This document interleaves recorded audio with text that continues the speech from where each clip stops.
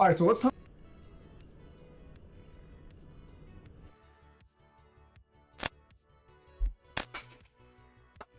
Hello everyone and welcome to another Tinfoil Tuesday. How's everyone doing? Hope you're having a good week so far.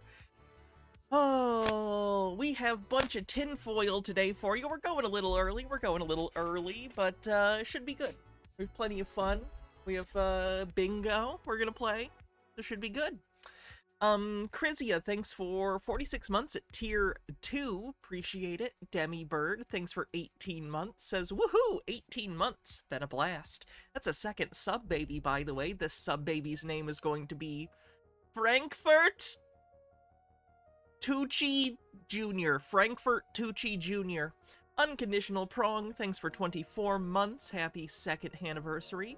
Says 2 years on and off of subs. Just got La Femme Nikita 4K. Can't wait for the Ron Boyle stream. Mr. Blast, thanks for 140 stream streak. That is incredible. And I think we're caught up. Cool. If you are on YouTube, do me a favor and like the stream. It helps people see it, helps new people come to the community, which is always nice to get new people coming in.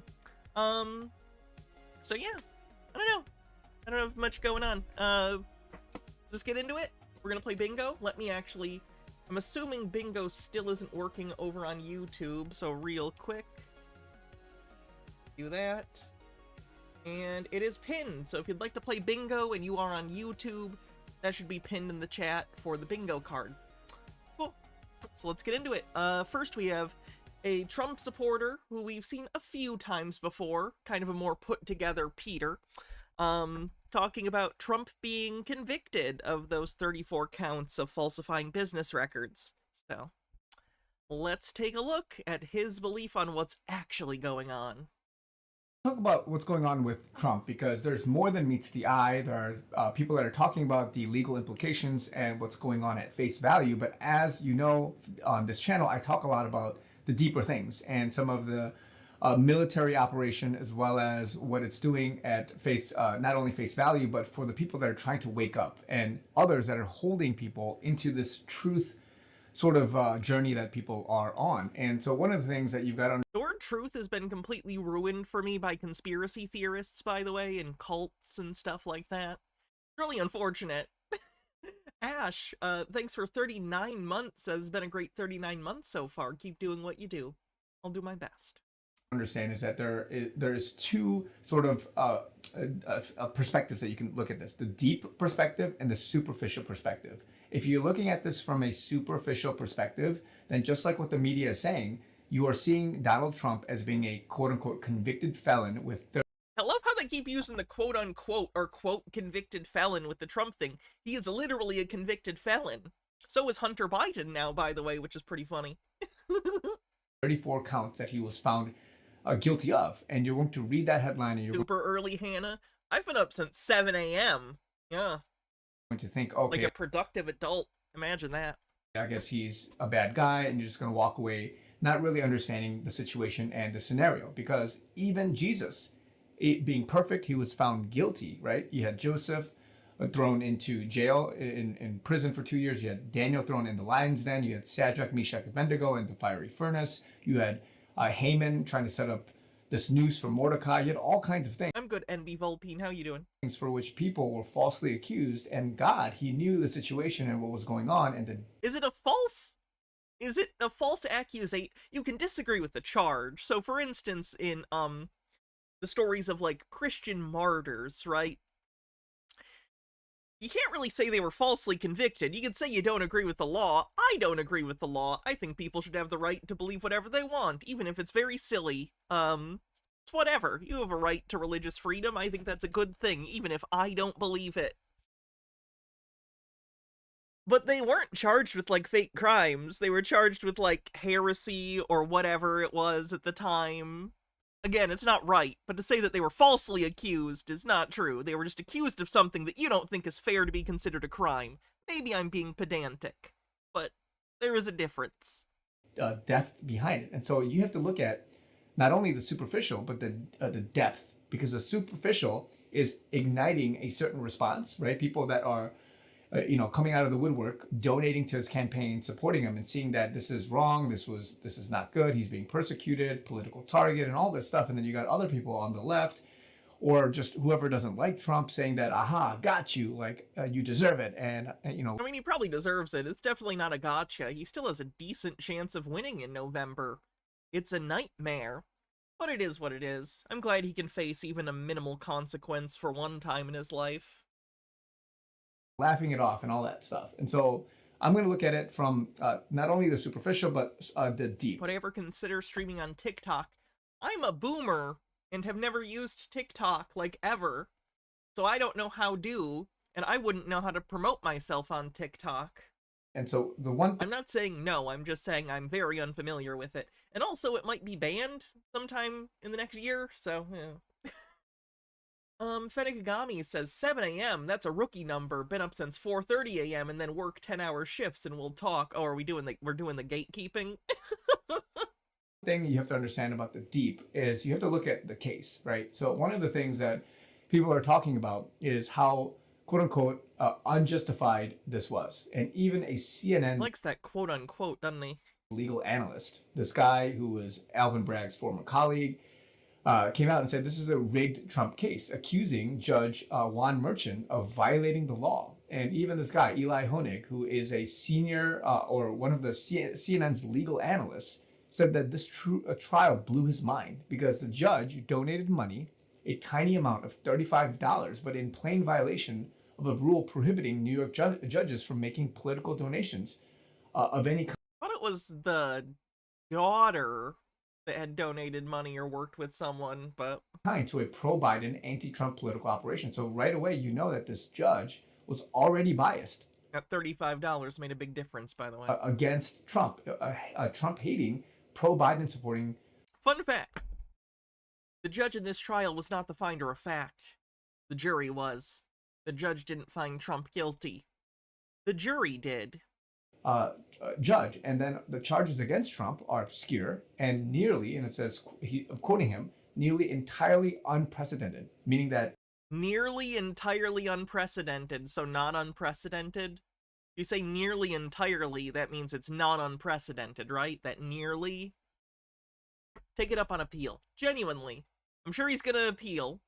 Not really a point whining about it right now. Take it up on appeal. Fenekagami says, give me a break. I'm a white cis straight man. I have to feel oppressed somehow. I feel left out. No state prosecutor has ever charged federal elections law as a direct or predicate state crime against anyone for anything. And so if you look at the details of all the 34 counts, it's very obvious when you look at it from a legal precedent that they're just trying to go after him, right? And he continues saying, quote, none ever, even putting aside specifics of election law, the Manhattan DA itself almost never brings any case in which falsification of business records is the only charge, right? And even that falsification of business records, we can talk about what that quote unquote means. Going back to even the real estate, sizing up the cost of his real estate and what was charged there. And quote, the charges against Trump aren't just unusual, they're bespoke, seemingly crafted individually for Fenekagami says, oh, no, I just read the that, former sorry. president and nobody else, right? So this is a Frankenstein case, as he says, and many others are chiming in on this because if you look at the detail, then you would realize that this is a hit piece, right? Going after him because they can't stop him. And so this is where a lot of people are waking up. And the normal person who, whether you are a convicted felon in the sense that you are of maybe a minority or in a community for which justice was done to you unfairly, they're realizing and they're empathizing. It's so racist, this thing they're doing. I don't know if you've seen other MAGA people doing this, being like, Trump's gonna be big in the African American community now because he's a felon. And it's like, I don't know how to explain to someone who doesn't already understand inherently why that's like a fucked up thing to think. How do you even respond to that level of rhetoric? I don't know. It reminds me of like a while back when he put out those really ugly sneakers and they're like, this'll do it. The black community's gonna love Trump now because he put out shoes. Ugh. With Trump and saying this is the same that's happening to us and to our community, and they're rising up, supporting him, and even donating. I think in the last few days, he's raised hundreds of millions of dollars in donations. And even him going on TikTok. Recently, he was on TikTok. He's right now at, I think, 5.3 million followers, people commenting on his first video here that he posted, talking about the injustice and just many other things. So far, you see 82 million views on his first TikTok, 5.3 million followers. And again, I'm not, it's not about numbers. It's showing the overwhelming support. Are you under the impression that everyone who follows Trump on TikTok is a supporter? Is for It's interesting, because I followed him on Twitter when he was still on there. I wasn't a supporter. Trump, because after this, you had people, I think even on the Democratic side, saying, hey, maybe this is a mistake. Maybe, we should do something about this to pardon and just various things. And I believe the sentencing is set for July 11th. And reading some commentary from people, right? This person, Rob, says sentencing 4 days before the RNC convention to nominate Trump. This is all good news for the world and America because, number one, Trump presidential victory is sealed. Number two, precedent now set for Bush, Clinton, and Obama arrests. Number three, overturn. Again, you didn't need precedent. An appeal guaranteed. Fenekagami says, isn't it wonderful how these people insist the debate must go on even if it's obvious one side is wrong? And then they always find obscure people in professions to agree with them. It's almost like it's intentional. And number four, top to bottom DOJ corruption exposed. And we can go on and on about this, but there are a lot of things that are being set as a precedent. John Galt explains that all of these he goes by John Galt. Have happened to Trump so far is setting the tone for other presidents, right? So going after presidents and former presidents can be impeached. Do you think there wasn't already a precedent that presidents could be impeached? It's in the Constitution. What are we doing?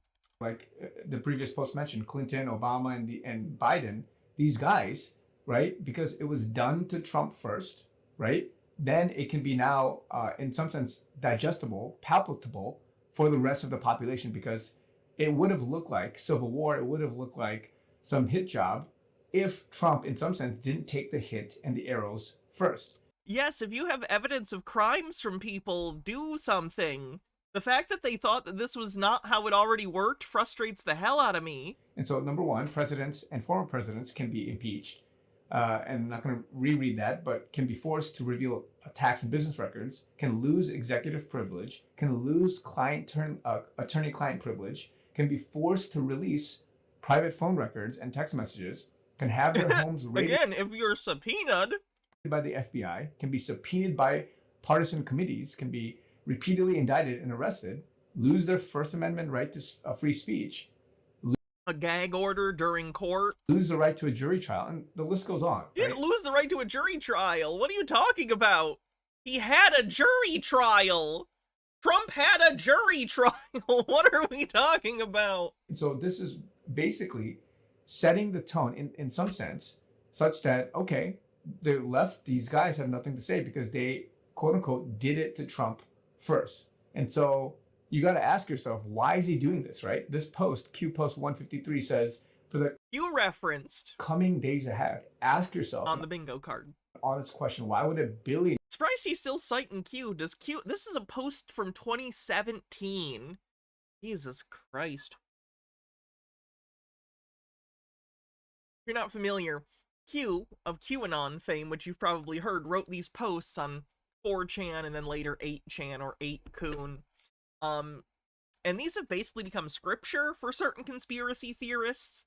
It's sort of a lot of nonsensical, non sequitur questions or vague statements. And it's been turned into like a Nostradamus game where these people will go through these old posts and try and find snippets and then say, well, this could be referring to something happening right now this week. They're looking for shapes in clouds, basically. Who has it all, fame, Benekagami says, watch these people claim Hunter's conviction is a reason why Biden is illegitimate as a candidate, even though he's only Joe's son, but Trump, who he himself is convicted, the conviction proves he should be president. I was talking to someone earlier, and I was literally like, somehow, some right-winger is going to try and confer the convicted status of Hunter to Joe. I don't know how, but they have all been so upset about Trump being called convicted felon Trump on news and in various places. They're so upset about it.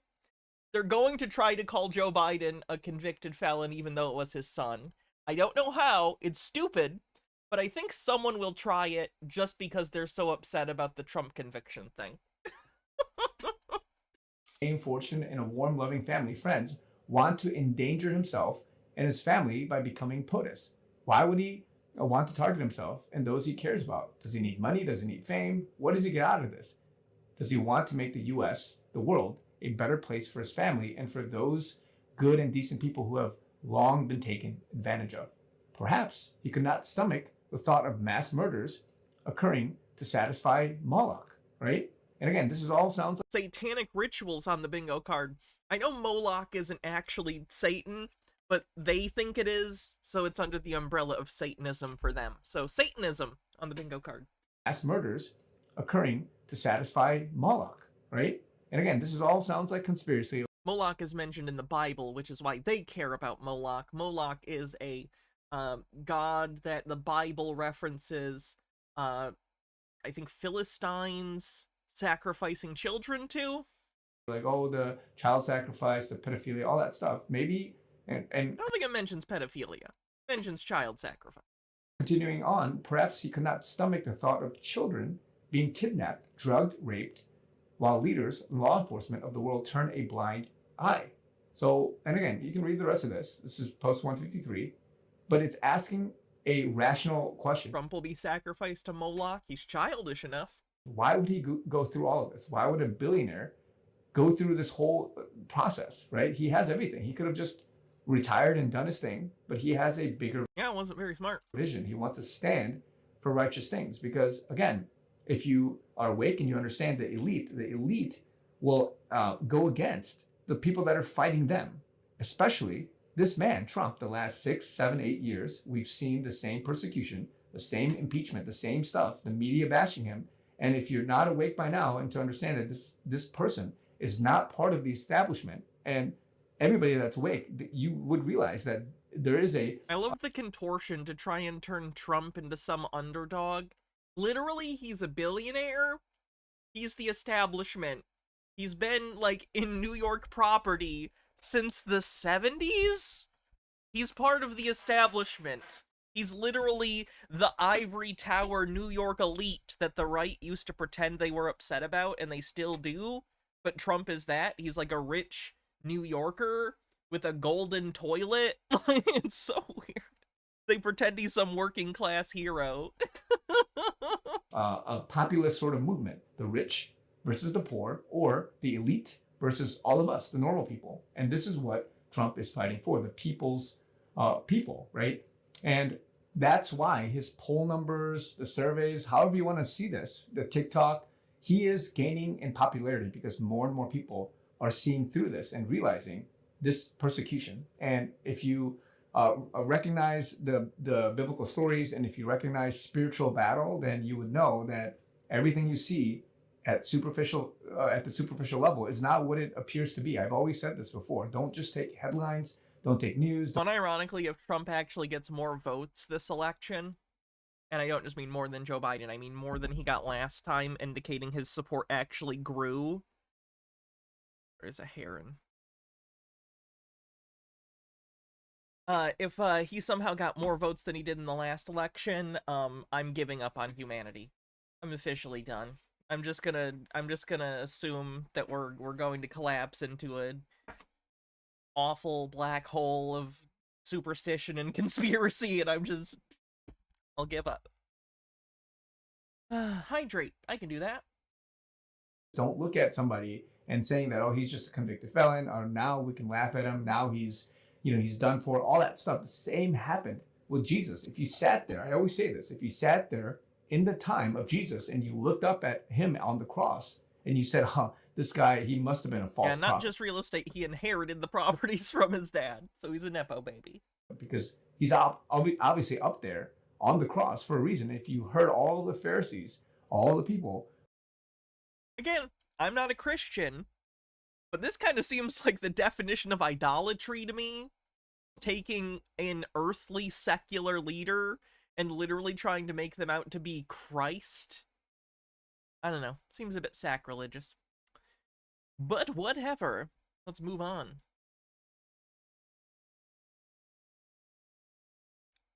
Do do do do do do do do do do do do do do do do do do do. Doing like ABBA. Because we have a thing about Eurovision. Freyline says, I find it funny and ironic of all of the presidents that they've called the Antichrist, Trump fits the bill the most. Fenekagami says, to answer why Trump wanted to be president, power, and 2, money. He's broken Ben for a while. The presidency was a way for Trump to try to get out of his debts. It's obvious in hindsight. Good news, though, he should get less votes because his base is dying off and some moderates have turned on Trump due to the conviction. One can only hope.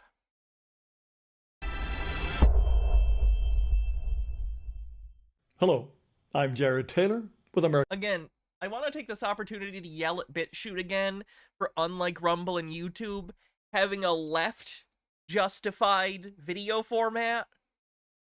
Why is it like this? Why are you doing this? Is this YouTube in 2005? Let me put the thing in the center of the goddamn screen. What are we doing? American Renaissance.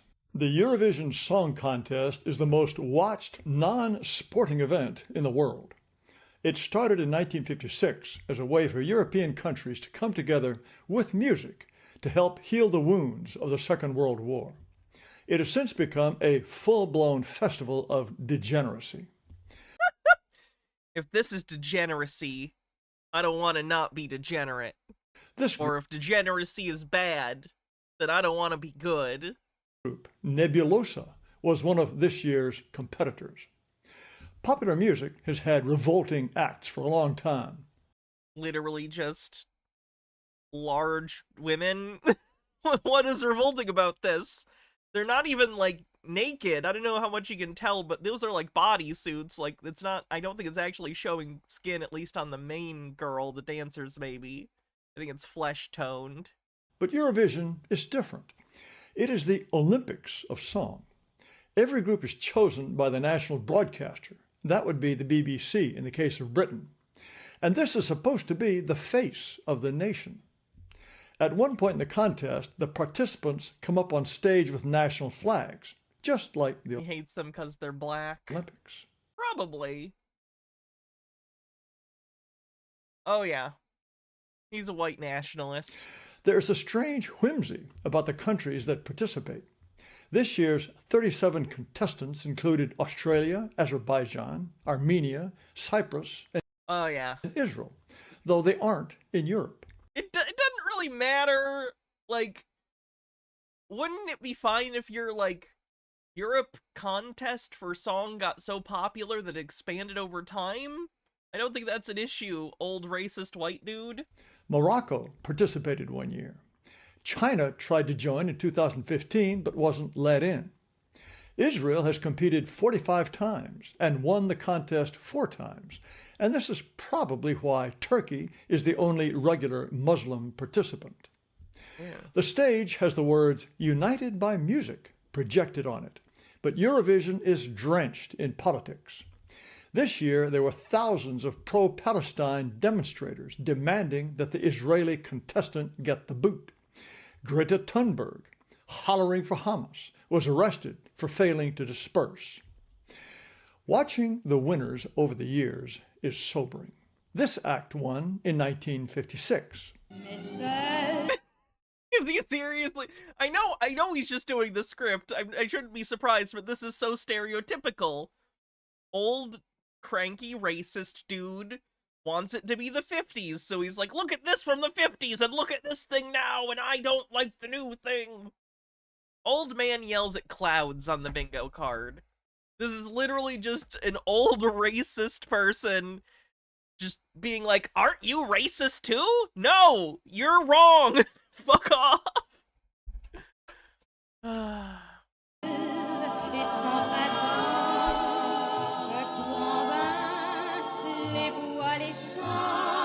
I'm gonna skip this. I don't know how much they're gonna be cool with that copyright-wise.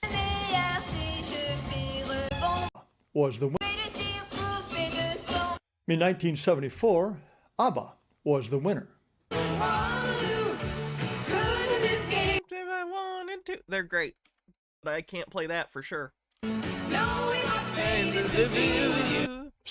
know it's annoying when I sing over songs like that. It's for copyright reasons. It helps disguise it a little bit. Sorry. Trey says, quick reminder, these people will never respect you, they will never love you, they will never even like you. Don't edit your true self to comply with the people who desire your absence from reality. Exist today and every day to spite them. That was pretty good advice. Celine Dion pretty much closed out the 1980s. There was dancing that would have astonished earlier winners.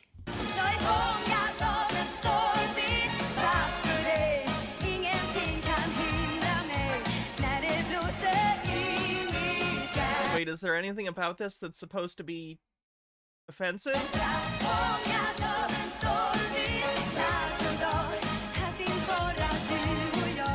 2006 Like her outfit. might have been the first year of the deliberately repulsive winner. Some fucking metal band.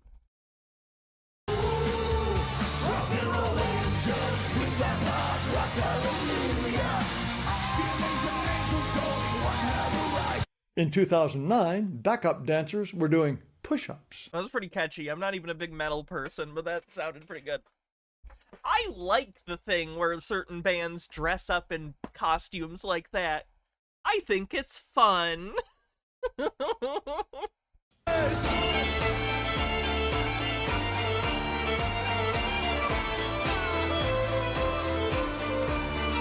In 2010, it was still possible to win without being outright freakish.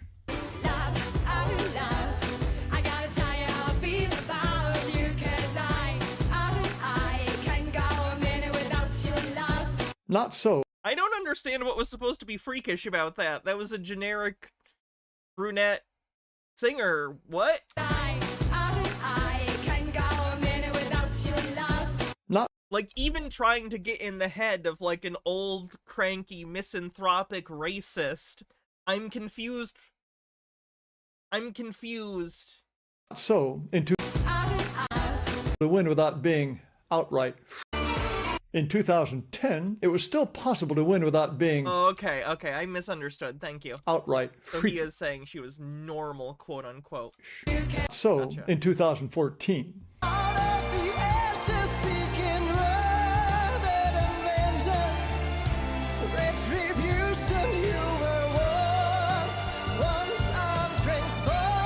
Oh, the man in the Uh, dress is an Austrian who goes by the name Conchita Wurst. Conchita is Spanish slang for the vagina, and Wurst is German slang for the penis. 2022 was shamelessly political. we'll go transphobia on that one. I don't know if that person is trans or just likes to wear whatever the deal is. He's being transphobic. Russia was kicked out because of war with Ukraine. And guess who won? The Ukrainians, of course. And they didn't even have to be grotesque.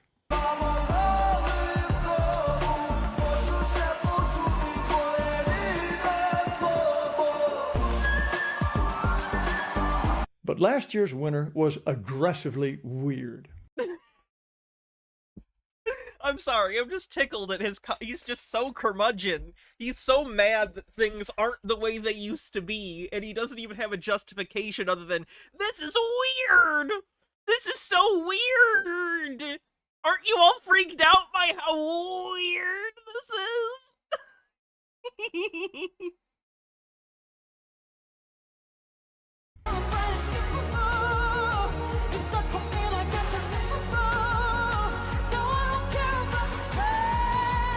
Is this weird? It just seems like pop act with interesting visual component, like song and performance art. You might imagine that this year's acts from Eastern Europe would be more traditional than the decadent West. You'd be... The decadent West. Oh, we're doing this. We're going here. Good, good, good. Glad. I'm glad we're here. I'm glad this is where we are. wrong. Here are the Serbians.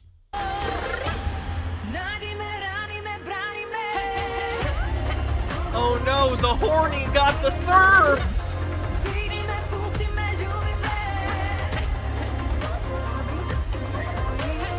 The Someone mail this man a Serbian film. Estonians I own a Serbian film, and I probably will never watch it again.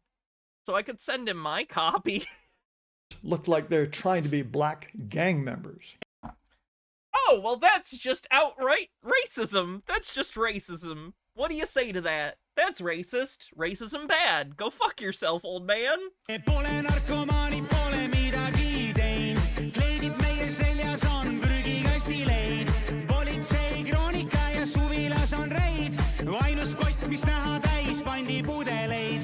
And this Irish creature called Bambi Thug seems to be a Satanist.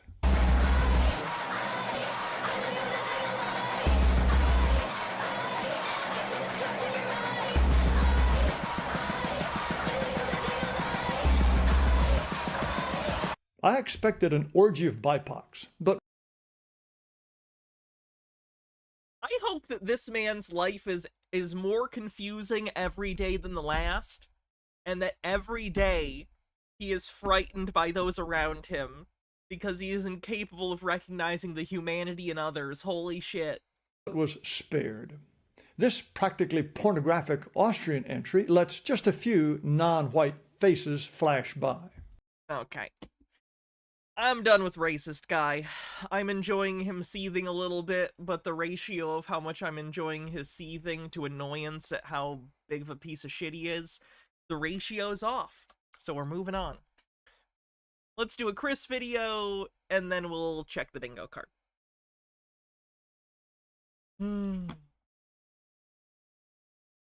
Hey Chris, how you been? Good morning, good evening, good afternoon, wherever you may be. CC here, Chris, from New York. It annoys me that he waits until after he starts the video to close his sunroof. Do it first. Make the audio cleaner. Start of the video. Westchester County. It's 6666. Oh yeah, recording in car, of course. No, it's not 2066. Or is it? Hold on, I gotta go back. The audio's kind of fucky. Good morning, good evening, good afternoon, wherever you may be. CC here, Chris, from New York, Westchester County. It's 6666. No, it's not 2066. Or is it? Maybe I'm John Titor. That's 24. For those who don't know about John Titor, this is actually fun for me to talk about. John Titor was a conspiracy theorist, or theory, sort of weird website hoax thing that popped up in, I want to say, the 90s, early 2000s, and it was a story of someone online who was posting, claimed their name was John Titor, and that he was from the future, that he had time traveled back in time, and that he was sent on a mission to find a specific antique or old computer whose component was needed for some future mission thing. Whatever. The details aren't super important. But I wanted to bring it up because I was into this as a kid when I was young, and I'm obsessed with like time travel fiction. It's just something I find really interesting. This whole shelf right here is time travel movies. Hannah mentions Blu-rays on the bingo card. It's basically a free space. I really like time travel. So as a kid, I heard about this thing on the internet and I got into it. And I really, at that point, wanted to believe that John Titor was real. Because I wanted time travel to be true. Anyway, so this guy, whoever was John Titor, quote unquote, picking up the quote unquote from the other guy, made some predictions about the future to be like, oh, I'm from the future, so here are events that happen. Those events did not happen. Surprise! It wasn't someone from the future, it was just someone doing some sort of project or, I don't know, online thing, interactive fiction, whatever. It was interesting, but apparently, Chris is not only aware of John Titor, time traveler, but believes that he was real, or something. I think he says he thinks he was an FBI agent here in a second. We got the double sixes. Anyway, I hope everybody's doing good. Remember John Titor? Yeah, that was the guy who traveled from the future. Yeah, that's right. No, he wasn't from the future. He was what an FBI agent that was freaking going rogue, probably. Because he knew one of the towers were going, or no, I'm sorry. Let me quote him. In what? There's an 18-wheeler on a parkway. Nice. That's 9/11 out of nowhere on the bingo card. Making all the traffic because of his stupidity. He didn't put on his GPS, and remember, GPS stands for ground positioning system. Okay, that's what it is. Not all right, forget it. So John Titor, I remember. Nemesaur says, but Hannah, what if his time travel altered the future and that's why predictions are wrong? There is an out in the fiction of John Titor. Within the fiction of John Titor, they make it clear that it is the multiversal time travel. Think Avengers Endgame time travel, where you can go back in time, but it's not your past. It's sort of an alternate timeline past, and it won't alter the future. It'll just create an alternate timeline. That's how the John Titor story claimed the time travel worked. It wouldn't matter. He wouldn't change his own future, only our own. In one of his rants that he went on, he only spoke for a short period of time. Rogue FBI agents only can. Said that in the future there is only one tower in New York City. He doesn't remember what happened to the other one. I tried to look this up. I don't remember anything in the John Titor story referencing the Twin Towers or one single tower in New York. I looked this up prior to stream because I watched this video already. I couldn't find it.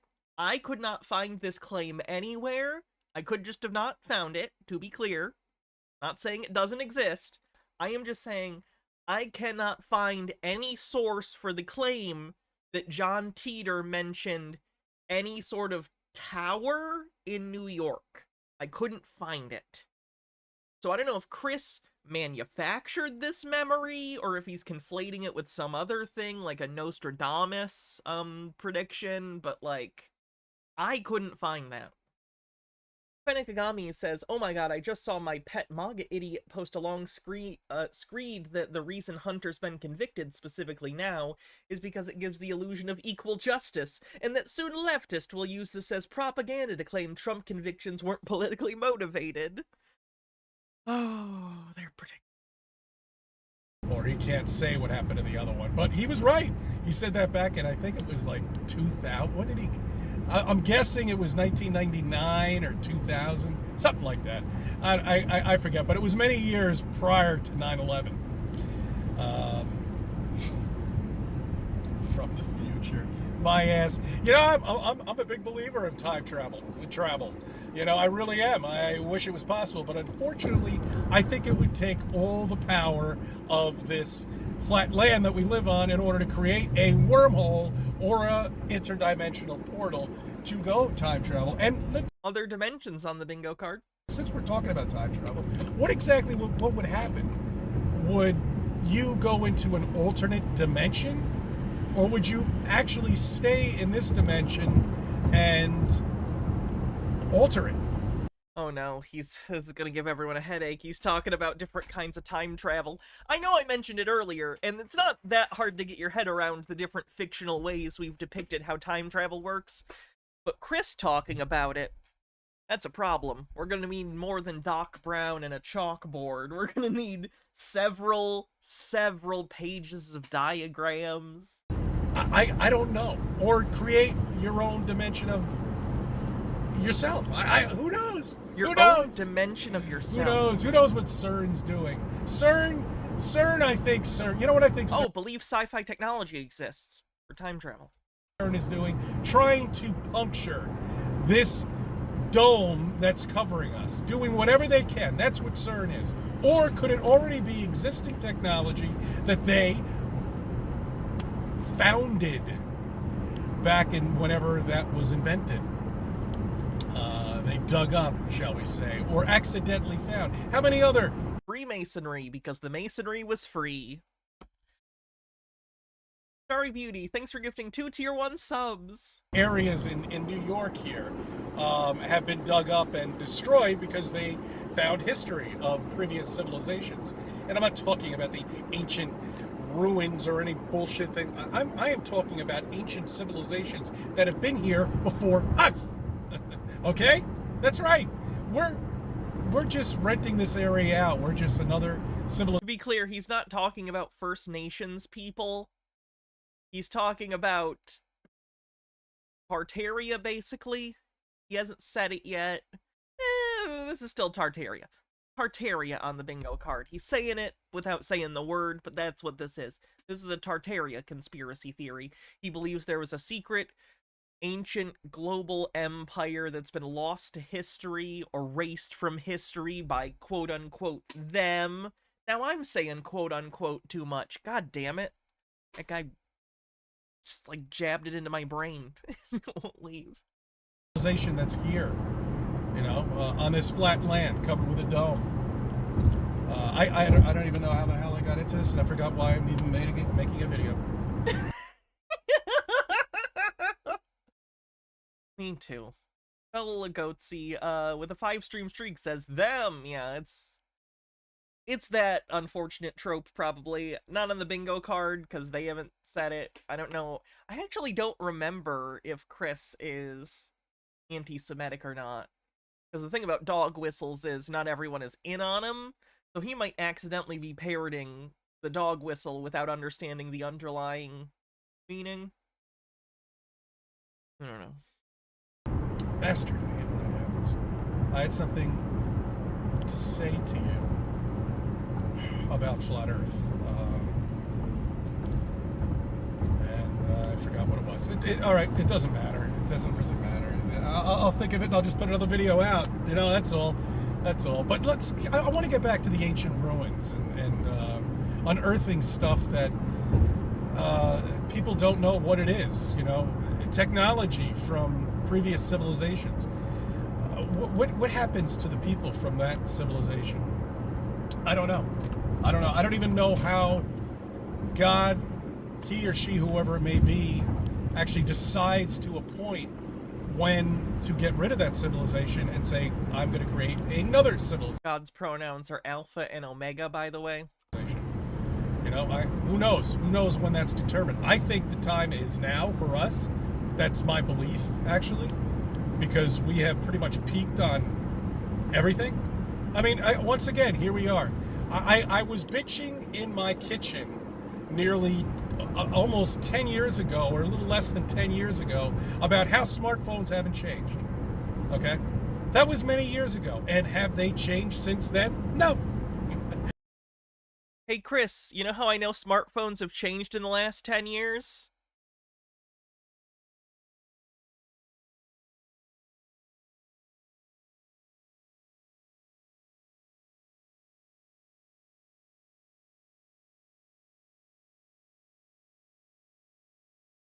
If I did this to my phone 10 years ago, it would just make me sad.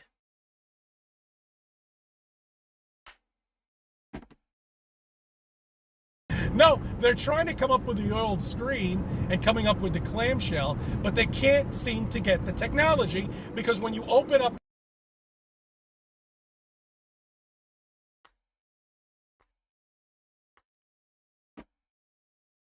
the phone and open it up into a bigger screen, it keeps flickering. They can't get that.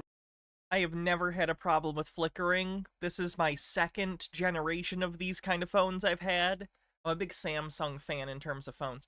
So I used to get the Note phones, and now I get the Fold phones, and I've enjoyed them a lot. This is my second one. This is the Fold 5. I enjoy it. I like reading on it, comics and books. websites, whatever. It's just really nice. I don't know. Technology right. Maybe one day they will, but still, your smartphone has not changed since the day that you got your very first He just keeps dropping his phone. smartphone. Sure, you know, there's... I think he probably read something somewhere about hardware issues that Samsung had had with previous versions of this, and just assumed it was a proliferated problem that still isn't, like, dealt with. Like, even I'll admit, as someone who got, like, I don't know if I got the first or second fold phone, it was rough around the edges, but they've, like, you know how technology is, they refine some of the problems over time. Like, this is a complete product. It's good in terms of phones, if that's what you're looking for. Daima Oni-chan with 100 bits says, Alpha Omega, eh? Think God's into M-Preg? Ask Mary. Technology in there now, computer software that's better, faster. Your phone is maybe Mary's nesting. Oh, shit. a couple of kilograms lighter, but it still is as delicate as the one that you had before. Hannah regrets what she just said on the bingo card. Okay, you drop that thing, it's gonna smash in a million pieces, and you know it just as well as I do. They used to make phones that were like fucking bricks. They were a brick. You could use it as a fucking weapon. Remember the AT&T phone? The flip-up thing? Oh, that thing was great, man. You could drop that all day long. It won't break. Nothing. Now you got this little delicate little butterfly of a phone that you've got to take care of and buy all these fucking cases for. And here we are once again, 15 years into the technology, and they haven't changed dick. Again, they've changed a lot. They might be in a similar form factor for most phones. I recognize most phones aren't foldy screen phones, but they have changed. The internals have changed quite a lot. A lot of them are waterproof now, or at least up to certain depths are waterproof. Bluetooth integration, more wireless features, wireless charging, bigger batteries, fast charging, higher resolution screens, OLED screens. Like, I understand it's still basically a rectangle, but what's in the rectangle has changed. Okay? That's my rant on cell phones. That's my rant on everything when it comes down to technology. We have peaked at this point. We can never come up with anti-gravitational devices. I mean, I don't think I disagree with that. I don't know, probably not. I don't know, what? Was this a sticking point for him? That he thinks other people think anti-gravity devices are around the corner? What is he talking about? It's not allowed, okay? God has created this area down here that, all right, well, there are different propulsions that maybe do exist, but we'll never know about it, okay? Doesn't matter, you're still driving around in your car, and we always will be, for the last 100 years. You know, as long as oil is still out there, you think you can get rid of oil because of a few electric cars? My ass. No one's feeding in on that nonsense. It won't get rid of oil. Even if you made every vehicle in the world electric, you would still have products made with, like, oil, plastics, and stuff like that. But, like, it would do a big part in reducing it, which would be great. Anonymous, thanks for gifting a sub to AstroFox. You got an administration... all right, I don't want to get in the middle of that fucking... Yeah, this can be Old Man Yells at Clouds, that's fine. Can of worms. I mean... Honestly, if it wasn't this, it would be the racist dude in the last video. All right, our so-called... I don't know what the hell he is anymore. He's certainly not president in my book. Just had one of the worst... And his speeches just get better, don't they? I mean, he is so bad. He walks like a robot, like a toddler. How anybody could possibly think that this person could be running anything but a hot dog stand, and I don't even think he can fucking do that. Now I want a hot dog. I want a cheesy hot dog with, like, cheddar in it. You ever had the cheddar hot dogs? The cheddar brats? They're delicious. Oh fuck, Hannah mentions cheese. I'm doing real bad today at not saying the bingo spot things.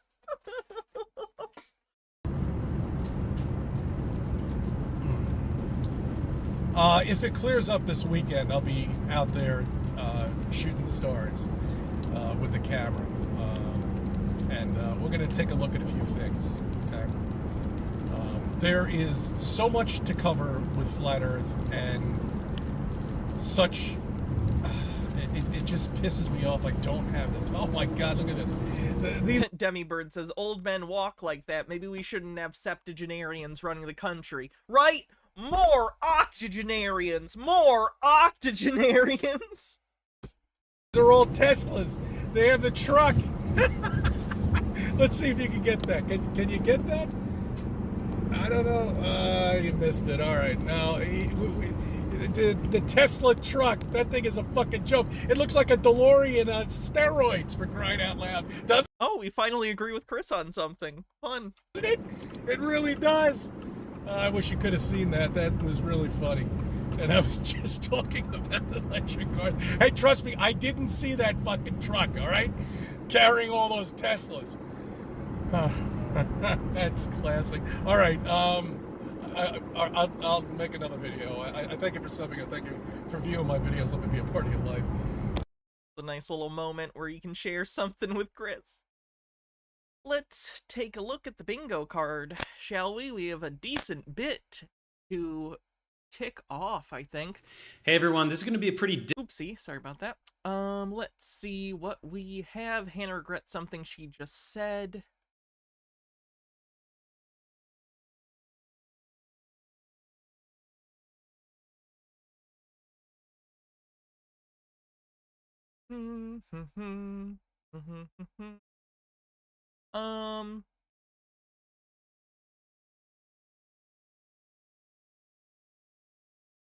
Have we had satanic?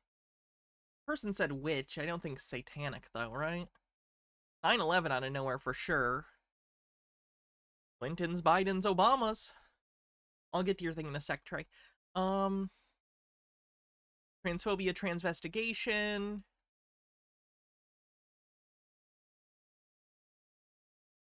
Hannah mentions Blu-rays.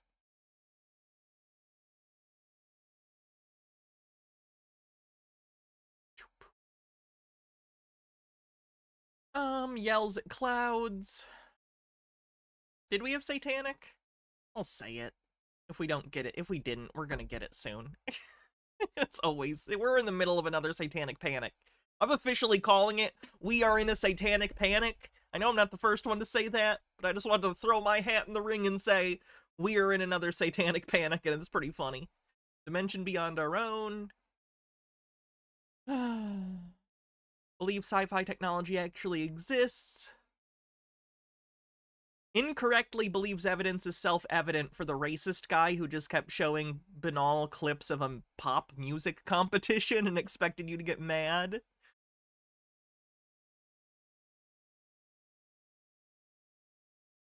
Hannah mentions cheese. Recording in car.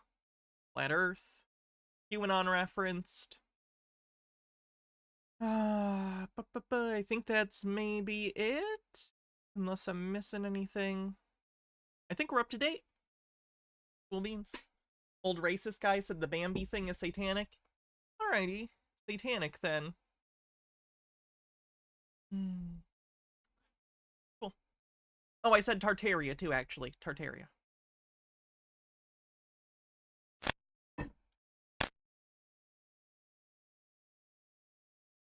Let's see what we're gonna do next. Pull up the list.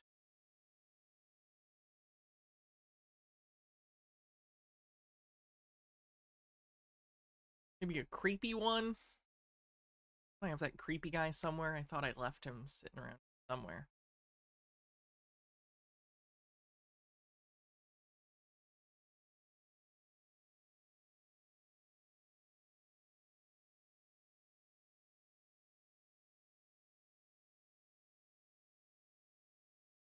Maybe I didn't leave him pulled up for some reason.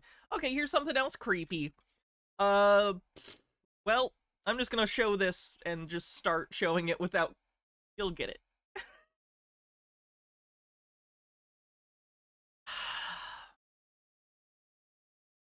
The next 10 years are going to be so exhausting for me. Hello. Germany has supplied weapons to Ukraine, I think you know that. Shall I tell you what Putin said in response? I quote, "If they are considering supplying these weapons to the combat zones that will be used to carry out attacks on our territory, why shouldn't we have the right to supply some world religions with the same..." Oh yeah, this is AI. The fact that you have to ask scares me. The fact that you have to ask scares me. Weapons, where they are used to carry out attacks on sensitive facilities on those states that do the same to Russia. Is a bit of a complicated sentence to make it This is literally just Russian propaganda. clear. Russia will supply long-range weapons to other countries, which then, similar to how Ukraine strikes against Russia, supplies with these Russian weapons against the Western countries. By the way, Putin does not consider the AfD to be neo-Nazi. Rather, the old parties behave and act like the National Socialists. You can also see that they are really warmongering, instead of focusing on negotiations. Why the dinosaur? If I had to guess, it makes an interesting thumbnail and it makes you ask that question, why the dinosaur, and then you click on the video. That's my guess.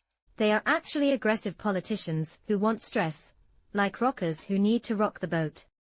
Ukraine will definitely lose, no matter what they do. That's the reality, and it will be painful for those who still believe in Father Christmas. Again, this is literally just Russian propaganda. I'm not saying you need to, whatever. But this is literally, and this is like a content farm, to be clear. They put out these videos all the goddamn time. These videos they're just putting them out, multiple a day of this AI shit. Parroting fucking Russian propaganda. Creepy. Do you know what Scholz then said to the AfD in Parliament? I quote, "That would be embarrassing that the AfD received high praise from the Russian president. Such arrogance, I could puke in a jet again, but they'll all get their comeuppance and it'll put a smile on my face there too. Everyone gets their comeuppance. Have a nice weekend and see you soon. Bye." Everyone gets their comeuppance. Creepy. Maybe make an AI that says less creepy things.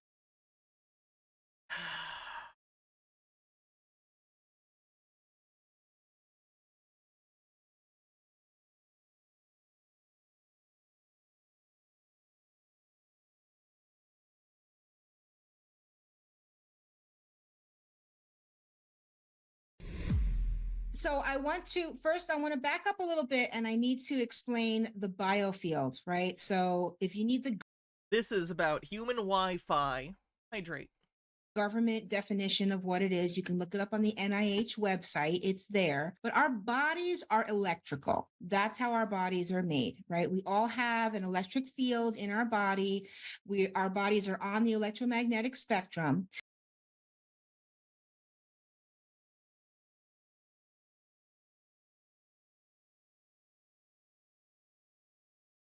For the record, our bodies are not on the electromagnetic spectrum,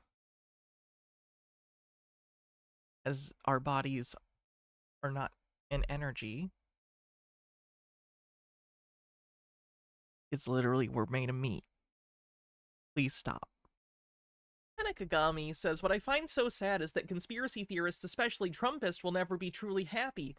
They'll always find something positive to be insidious, and even when they get what they want, they find a way to turn it into an attack, like how my pet MAGA did earlier.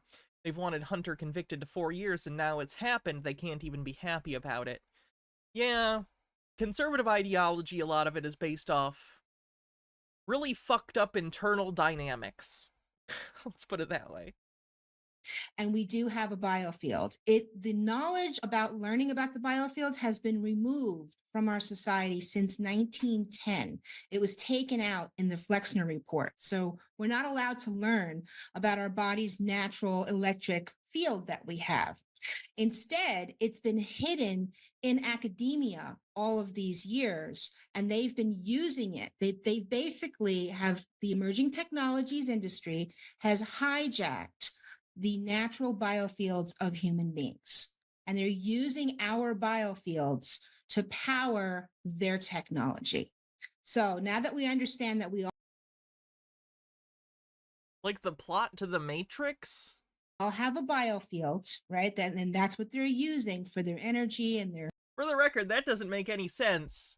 Like, even if your body did generate, like, an electromagnetic field, the amount of energy that you'd be putting into your body to produce it would be more than you would get out of the energy, because that's the nature of, like, energy in general and thermodynamics. Like, you can't get more out than you put in, right? That's against the laws of physics as we understand them. Transmission. So it would be less efficient. It would not be efficient to do that. That wouldn't even make sense if we did have a biofield. Of data. What I'm going to do is I'm going to take us all through. I've shown some weird stuff on this channel, but this is legitimately batshit. How would you feel knowing that she sells, I have another video from her that I wanted to watch after this. She sells EM solutions through an MLM, I believe, so that you can protect yourself and your biofield.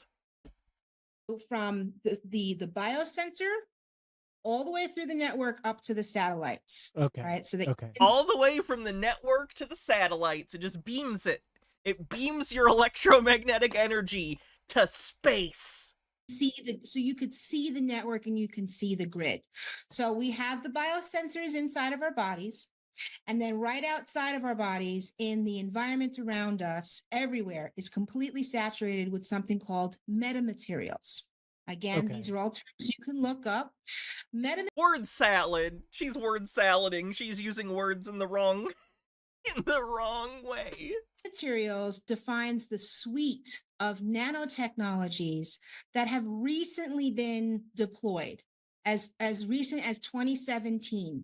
So basically, they're like little tiny nanoscale antennas. That's where the graphene oxide comes into play.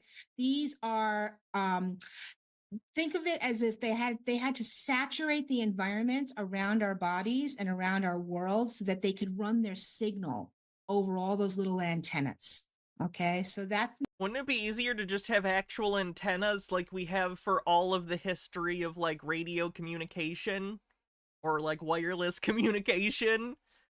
Humans don't seem like they'd make very good transmitters. Metamaterials. Then from the metamaterials, they're connected to cube satellites in space. And then there's low Earth orbit satellites, which again, in 2017, that's a very important year, a whole bunch of satellites were put up into space to help to connect this network, right? And so from those satellites and all of this is the really sad, scary part, is I'm good, Phoenix. How you doing? Connected to an autonomous weapons system run by the government. Okay, so that's the global information grid. So they're basically globe Earth, shall I see? Tracking and tracing you through this grid. They can see your body. They can pull energy from you, and they can write energy to you. They can write things to you. Okay, so it's a two-way communication. That's pretty cool. So I'm not just a read-only format. That's nice. That's convenient. I hope I'm rewritable. That way I can be used over and over again. Phrasing. So basically, all this discussion of, say, the NSA spying on us, of I guess a lot of what we're talking about with government surveillance and tracking and, say, vaccine passports and using our smartphones. Amber with a link says some good news for once. Florida ban on medical treatments for trans kids struck down by judge. Ugh. I'm so scared when this shit inevitably makes it up to the Supreme Court. It's gonna be really bad. Sounds like almost... But no dooming right now. That's good news. Good. I will enjoy the good thing. That, like, that is all a red herring, because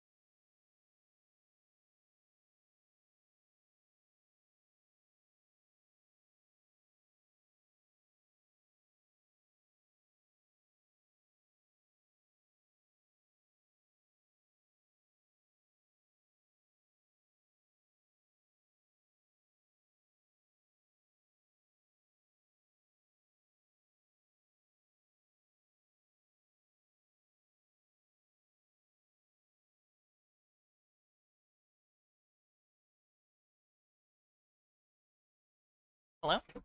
Rockagam says, Hannah forgot to take her ADHD meds on the bingo card.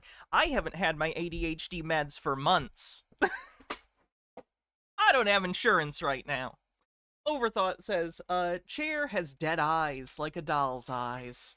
Michelle Gladio says, when I saw Winter Soldier in 2014, I thought the twist of the Nazis and far-right lunatics infiltrating the government was silly and unrealistic. I miss being innocent. Oh. This is a discussion. Oh, I gotta explain this one. So this is the same person. Here's the thing about being someone who markets your product to conspiracy theorists, is there's a chance that they will start developing conspiracy theories about you, because conspiratorial thinking, it's not normally something that only exists in one part of your life.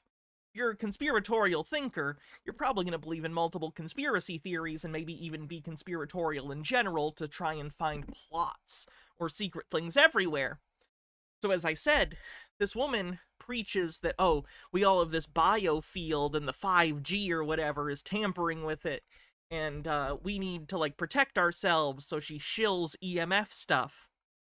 Some other conspiracy theorists have started a conspiracy theory that there's nanomaterials that are deleterious to human life in her things.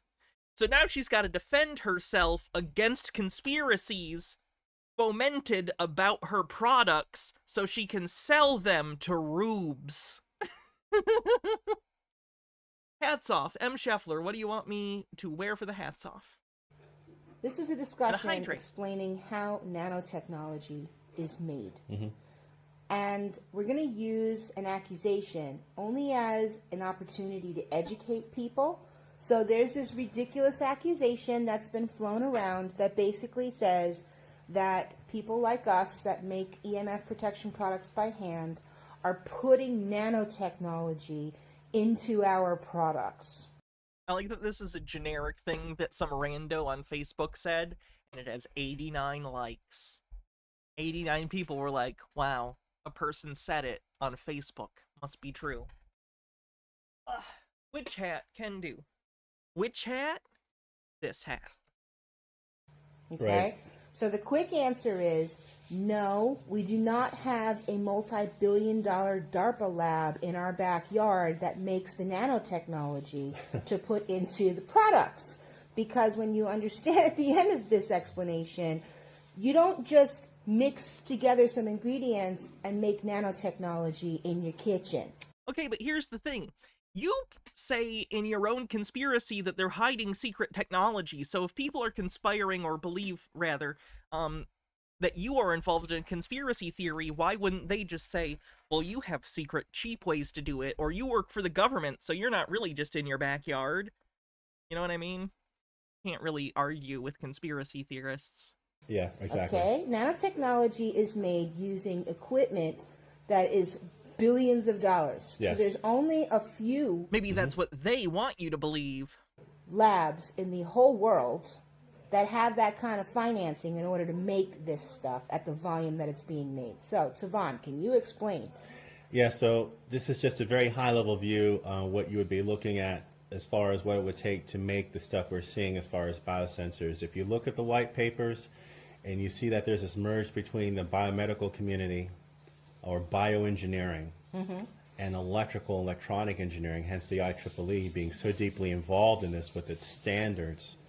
The type of labs you would need is a bio lab, like something out of the CDC, or military labs all over the planet. And you would need semiconductor labs, labs that would literally manufacture nanometer scale chips, like 6 nanometer scale microprocessor type of equipment, because there's a lot of expensive equipment that's needed to manufacture things at that size and in the trillions of them. Right, so when you say biomedical labs like the CDC Yes. and the other types of labs, Yes. you're not talking about, like, maybe there's a millionaire that lives in America that has a lab with some expensive equipment. Is that the kind of lab that would make nanotech? No. No, you need something much bigger than that, right? Yeah, so you need some, Yeah. and to be honest, you can't get that. You can't get something. She's talking to her audience in such a condescending way. It makes me wonder if she even believes this stuff. Just because it's like she's frustrated that people in her community that might be potential marks might conspire about her, or rather, sorry, think she's conspiring against them. She's got to be like, I don't have $1 billion lab. Like she's trying to soft parent her grift marks. Like that unless you have access to the government or through industry that is able to produce a lot of something to scale, which is why this kind of stuff, if you looked at what's happened in the last couple of years, all the pharmaceutical companies in the West were outsourcing the manufacture of these. Okay, I didn't have anything else to say about that. I just wanted to show that it was funny how, you know, live by the conspiracy, die by the conspiracy. Or at least shill through the conspiracy, get anti-shilled through the conspiracy.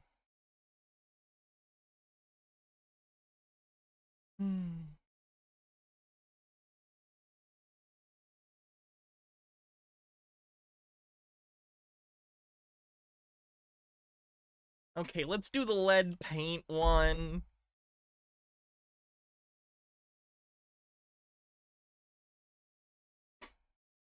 Back in like the 50s or the 60s, they had a whole movement going on. I might have the decades mixed up. Y'all do the research, but I can't be bothered to do the bare minimum for this. But you do the research while I tell you what to think before you Google it. they started saying, yo, the children are eating paint chips. And because there's lead in the paint, we need to start removing all lead paint from now on. To be clear, it wasn't just eating paint chips. My understanding is that as, like, lead paint ages and deteriorates, it can, like, basically be breathed in. Like, if, you know, especially if you're, like, I don't know, tearing down a wall in a house or something, anything happens to the wall or just over time, it can basically wind up in the air and poison you that way. So I don't think it's just eating the paint chips, but that's usually the image that gets conjured. But I just wanted to be clear. It's also just a general danger to be in the vicinity. Right? Because I know you've heard about lead For extended periods of time. paint, right? Yeah, no more lead paint. Why? Because the babies is eating paint chips. In your lifetime, have you ever seen any kid eat paint chips before? No. First of all, yes. Second of all, again, it's not just the eating. It's just it being around all the time. If there's enough of it, enough people inhale enough that it can cause an issue, regardless of whether or not you intentionally ingest it. You any paint chips? No? Okay. You know, anytime you want somebody to do something Yes, leaded gasoline was also a big deal. without thinking, just say it's hurting the children. You know what I'm saying? Why would they want to remove lead paint from the homes?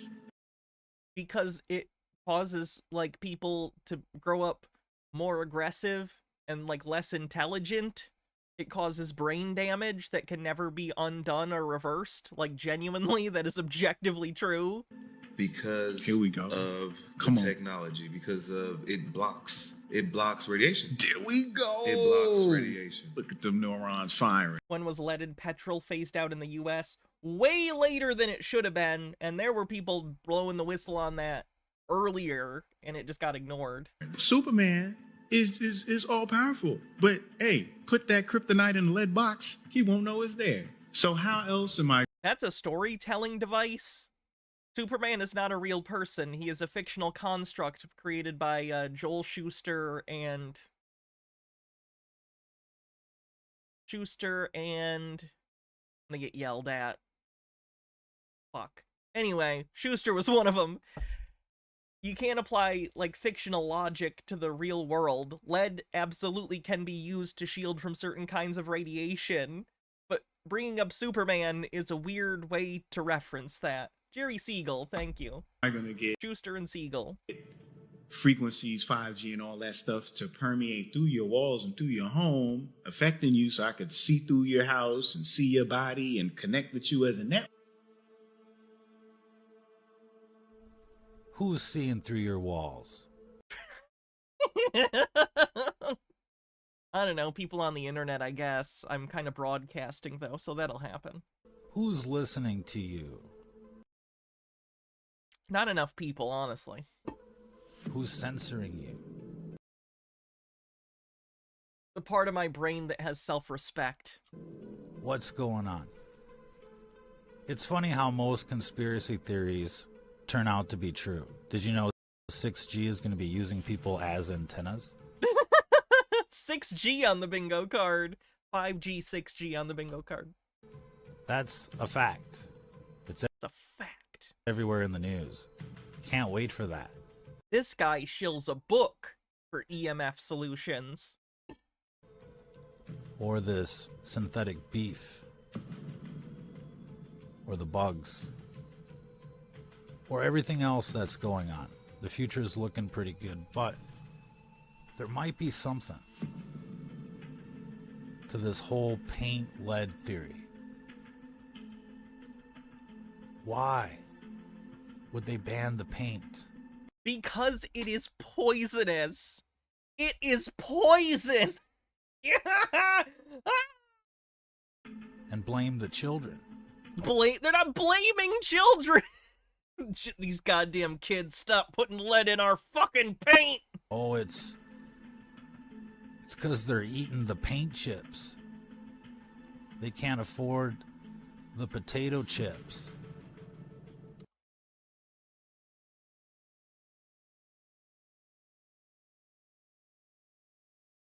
Anymore, so they're eating the paint chips.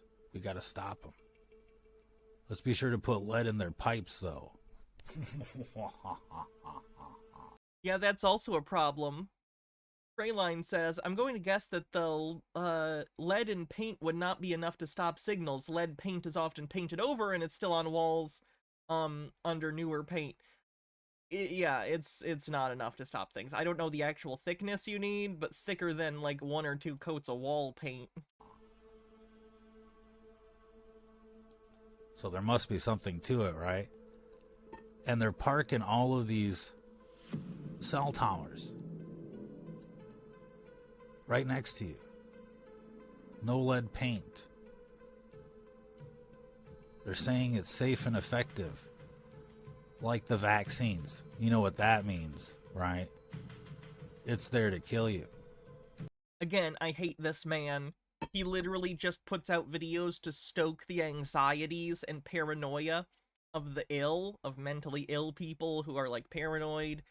And he just makes these videos and then sells his book at the end. It disgusts me. He is trying to intentionally scare like paranoid people into buying his product. Just like everything else they approve with the FDA.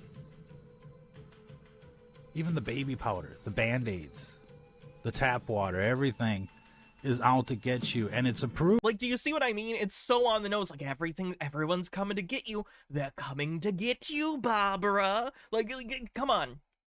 This is ridiculous. Approved by our government, funded by our tax money. Let's not even talk about like what he is taking paranoid schizophrenics and basically goading them further into their delusions. You know how unethical this is? This is like sick. Ashrind, thanks for a 70 stream streak, says lead paint tastes sweet. Because lead does. Romans used it as seasoning. Kids got brain damage from it. Yeah, didn't they also use it as a sweetener in wine? Or like in certain dry wines or something?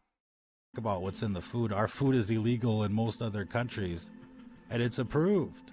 Look at the planes. They're just basically spraying us like bugs. Some of them are chemtrails and doesn't understand your problem is capitalism on the bingo card. Benikagami says, it's a running theory that the general drop in violent crime might be a result of lead leaving our environment and therefore our bodies. Also, lead paint being prevalent in poor areas might have something to do with crime and intelligence stats racists love to quote. I can't wait to see what microplastics do. This is going to be fun. You need 16 inches of lead to block gamma particles, the most dangerous ones. Yeah, I've never painted paint that thick. Overthought says, they say not to make toast while I take a bath. What are they hiding? Deliciousness and comfort at the same time? This is sarcasm. are falling straight out of the... Wait, did Mr. Blast get a bingo? Hold on. Yells at clouds. Hannah mentions Blu-rays. Free space Tartaria doesn't understand their problem is capitalism. Mr. Blast! Mr. Blast wins the bingo. So there you go. Congrats. I will write your name down. 1 sec. So that's our random. You want me to do it randomly? Cool. Let's gift a random sub.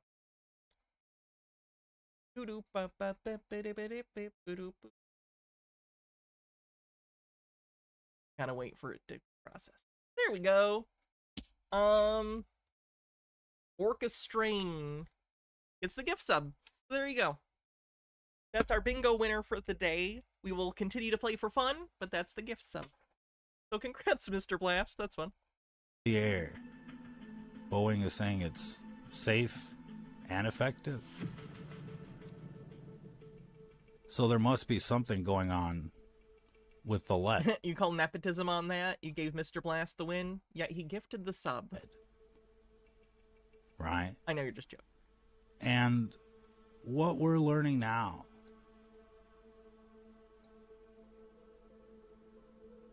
is that they've been experimenting with radiation weapons since the 1950s. He just goes on and on, so I'm gonna go to the next. Tired of his scam. I really wish there was someone to report him to, but he's not doing anything illegal. All right. Hey, everybody. Rex Bear, Leak Project. Beautiful. My knowledge. Day today. Thank you for joining us this edition. We have a wonderful guest with us today, Brian Lang, and we're going to talk about the ancient cosmic language. We're going to get into an illustrated exploration of the language depicted, the stars in the heavens and their meanings. Check this out. In the beginning, there was one language. That language had power. God said nothing would be impossible for people to obtain if the language remained. God scattered the language and no longer entrusted the people with it. The language has continued to change and be corrupted. We take a simple $5 super chat from Tyler. Says, I teach history and your stream inspired me to run bingo cards during lectures. Thanks for the fun. Oh, I'm glad. I hope it is a fun thing for the students. approach to recover what was lost instead of struggling over every etching of ancient hieroglyphic forms to find the exact letters. We focus on the meaning and the archetypes across many cultures. We purposely put our feet on solid ground and gaze up at the skies to see what was written there that can never change. Wow. That's what I'm talking about. Buckle up, Buttercup. Brian, great to meet you. Thank you for being a guest. What's going on? Yeah, we want to talk about the language in context of how our world's been manipulated by it, and we've been vulnerable due to our ignorance of it. Did you know that about 34 million households are having a tough time paying their electrical bills? And the ad shilling. Shilling on the bingo card. We already had it, I think, but double shilling. Benekagami says, wait, inflicting psychic damage on the masses isn't a crime? Baldur's Gate 3 lied to me. electrical companies have increased I their hate using the word, but it's super cringe. That I made a face too, and it's like, I do silly voices and do silly things on stream. So when I cringe, I'm not cringing because this guy's embarrassing. I'm cringing because I self-reflect and wonder, am I that embarrassing? Ask not for whom the bell cringes. It cringes for thee. prices about 30% over the past decade in many cities, and you can actually save money on your electrical bill. It's pretty easy. You should order one of these. There's even a 60-day money-back guarantee. Oh, this is one of these scam products that's like, oh, plug this into your house. So you have nothing to lose. It's 65% off, and it's don'twastepower.com. I got mine a few months ago, plugged it into the breaker box. The green light turns on when you plug it in. It takes. I bet that's the primary thing it does, if not the only thing. The light comes on. It takes a little while for the energy and the electricity to stabilize. It takes a while for the electricity to stabilize. And that takes a while, because as we all know, electricity, very slow, takes a while to settle. cuts down. Electricity it moves fast. It's fast. What are you doing? On dirty electricity, and go to don'twastepower.com. You can read the reviews yourself. It's been featured in many large channels and many major channels. Many of them major ones. And outlets, and it's don'twastepower.com. Get yours, save 65%, save money on your electric bill, and let's get back to the presentation. Right there. Ignorance is not bliss, is it? It's not. You can pretend. I guess in some ways you can. The teardown of these devices is often hilarious. Yeah, I've seen them before. Usually it's just like, it's literally just a thing that has an LED in it, and it just is a light. It's a placebo effect for conspiracy theorists. But I beg to differ. So it does help you sleep better at night if you don't know anything, I guess, versus if you know about the dark side. But if you know about balance, there's an opposing faction. There's an opposite to everything, an opposite and equal reaction. So let's get into this, man. So tell us about you. And then I want to find out why you actually got into this study of the sun and the cycles and the stars and the language, because it's fascinating. Yeah, so I do have a more thorough background in astrology. Also Oh, good. I was worried he wasn't qualified. dabbled quite a bit in astrotheology, and which I've seen a bit of. Astrotheology? Star religion? Okay. Of programs of that on your channel. And hydrate. I've got in with like scholars and Hebrew people, and they've introduced me to a lot of ancient stuff. And then I'm like, whoa, I'm like recognizing this stuff when I see it. And then that's led me to write and talk about it. So when you say like astrology, give us an example. Did you go to college for it? Just something you're studying growing up, or did you go to oh wait, no, I'm sorry. He did say astronomy that time, didn't he? Give us an example. Did you go to college for it? Just something you were like astrology. Give us. No, he said astrology. He just asked, did you go to college for astrology?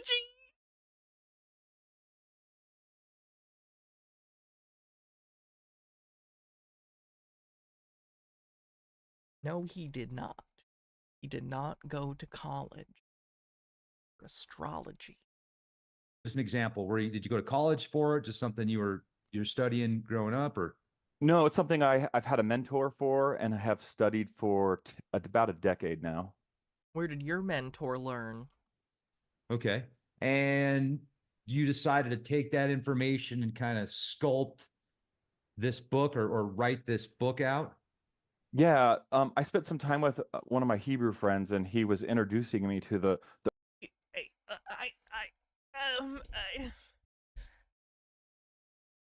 What? Can I ask, what? Is there like a particular reason he's saying Hebrew instead of like Jewish? Is it to specify that he's not just talking about like someone from the ethnic group, but like as part of the religion? You know what I mean? Because you can be ethnically, like Ashkenazi Jewish, but not follow Judaism as a faith. It's something that it's not typical, so I'm trying to figure out why he's doing it and what he's trying to communicate that way. James Hall with a $4.99 super chat says, I'm generally impressed by how much of the science they get wrong. Probably Kabbalah mysticism. It could be something like that. The earliest form of Hebrew, which is basically a modified Egyptian hieroglyph. And then when I was looking through that, I'm like, these are the star constellations, no doubt. I brought a scholar in on my team, Dr. Brian Zhang, and thanks for the follow. Put a book together after we had some people review it and give us some feedback. And it was a project that took like a year or so. And here we are. Let's take a look at that. I'm going to give you a screen share. And the idea that Hebrew people have some sort of mystic knowledge. Yeah, Kabbalah was like big in the 90s for a while. Some different celebrities hopped on board. Mission here. Jewish mysticism. And do you have that hieroglyph to show us? Interesting. That's in the book. We'd have to flip through pages of the book. I don't have that prepped. What I have prepped for today is I want to go and do some decoding of the Dendera zodiac, which relates to this language, and want to kind of give you an introduction to that realm and some findings there that accentuate that. So I will be Great. pulling that up right now. Yeah, Brian, really glad. It might have to do with the language. They're all talking about Tower of Babel like it's a real thing. Yeah, I would guess about, I bet like 40% of Americans, this is a complete number I'm just throwing out there, based on the number of people that believe in literal angels, probably about 40% of the American population of adults believe that the Tower of Babel literally existed, for the record. Let that keep you up at night. You're sharing this with us. I'm fascinated with the zodiac, with the Egyptian and ancient Egyptian mythology, archaeology. The history is phenomenal. And I think a lot of what they teach us, when I say they, I'm just referring to modern historians and scholars that are supposed to be the experts. Most of them, I don't think they have a clue. Some of the stuff, yeah, maybe some of the newer Egyptian architecture and hieroglyphs. But if we go back and look at the really old stuff, I think they're missing some things. And I think that the zodiac. Have you considered Egyptologists who have spent their entire lives looking into these things? Have you considered me, random internet man, know a little bit more about ancient Egypt than you? You thought about it? I know you went to school, but do you have 5D intuition? Zodiac itself is a huge component to the puzzle. It's many of these pieces, not all of them, but many of these pieces. So super looking forward to this. And you've got some slides you're going to share with us. I did want to show real quick, people, the book. I would definitely recommend, if you enjoy this podcast, if you enjoy this information, pick this up. Is it best to go through Amazon, or where would you say, Brian? Yes, it's on Amazon. Perfect. The Ancient Cosmic Language. All right. Now, this, tell us about this. That's a picture of the Hathor Temple. This is where the Dendera zodiac was found, which we're going to spend the duration of this podcast delving into. But around 1799, Napoleon and his troops came across this. It was buried in dirt. And at 1820, around about then, they sent a team back, and they actually cut out the zodiac that was found there on the ceiling of the temple. And now it's known. It's you can see it now today in the Louvre Museum. So we have slides that show that museum from the outside. There's Napoleon right there. There's the Louvre Museum. The Louvre. You can go see it in person now today. And we even have a picture from the friend took of it The that Louvre. we're going to show you. This is important here because fuck Napoleon. Yeah, you can say fuck Napoleon. Fuck Napoleon. If you look closer at it, there's figures in goddamn Napoleonic Wars. I'm against them, I tell yas. Orange. Why was I a prospector for that? I'm very confusing. When I just let my brain go on autopilot, I think it turns into like an AI-generated joke machine, because it has elements of things like Mad Libs, but the jokes don't really make sense. And it's in French, sorry, but Benigami says he's a very smart Hanny. He rolled a 6 for his intelligence stat. That's 5 more than 1. True. That math checks out. If you look... I'm sorry, I gotta use the bathroom again. I'll be real quick, though. I shouldn't have drank so much caffeine.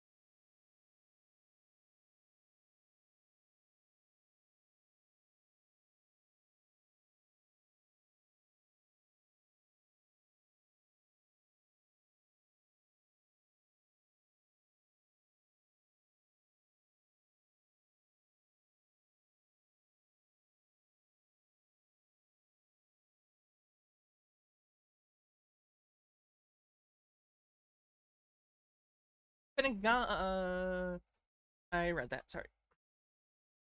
I'm back. Hi, everyone. That's 5 ones, and that's terrible. Don't tell Terrence Howard. I understood that reference, by the way. 40 cakes. Lex Luthor stole 40 cakes. That's terrible. Closely there, it's identifying deities on this zodiac. And Cher gave us tips on how to be an e-girl between bathroom breaks. Ooh, Cher. I'd love to know. when as an astrologer, I was Maybe once in a while, is that a line? It's really over a line. totally expecting to have all the deities that represent planets align in their ruling or their home constellation, but that is not what I found.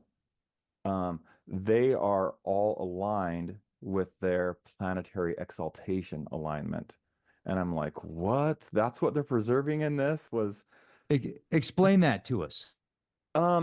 Yeah, that sounds like a big shocking word, planetary magic. Like what magic? But really magic, if we're going to define it correctly, is the study of the subconscious mind. Think of how we would hack the mind of the public and what themes or magnets of the mind, that is what is etched in there. That is what I recognize. And as a point of like, that sounds pretty wild and out there, but when you look at the idea, like, and you have this zodiac broken into 12 parts, to have like all 5 of them in their exact place, it becomes a strong mathematical improbability of it being just a coincidence. For example, wow, he knows how to suck fun out of a room. Let's move on.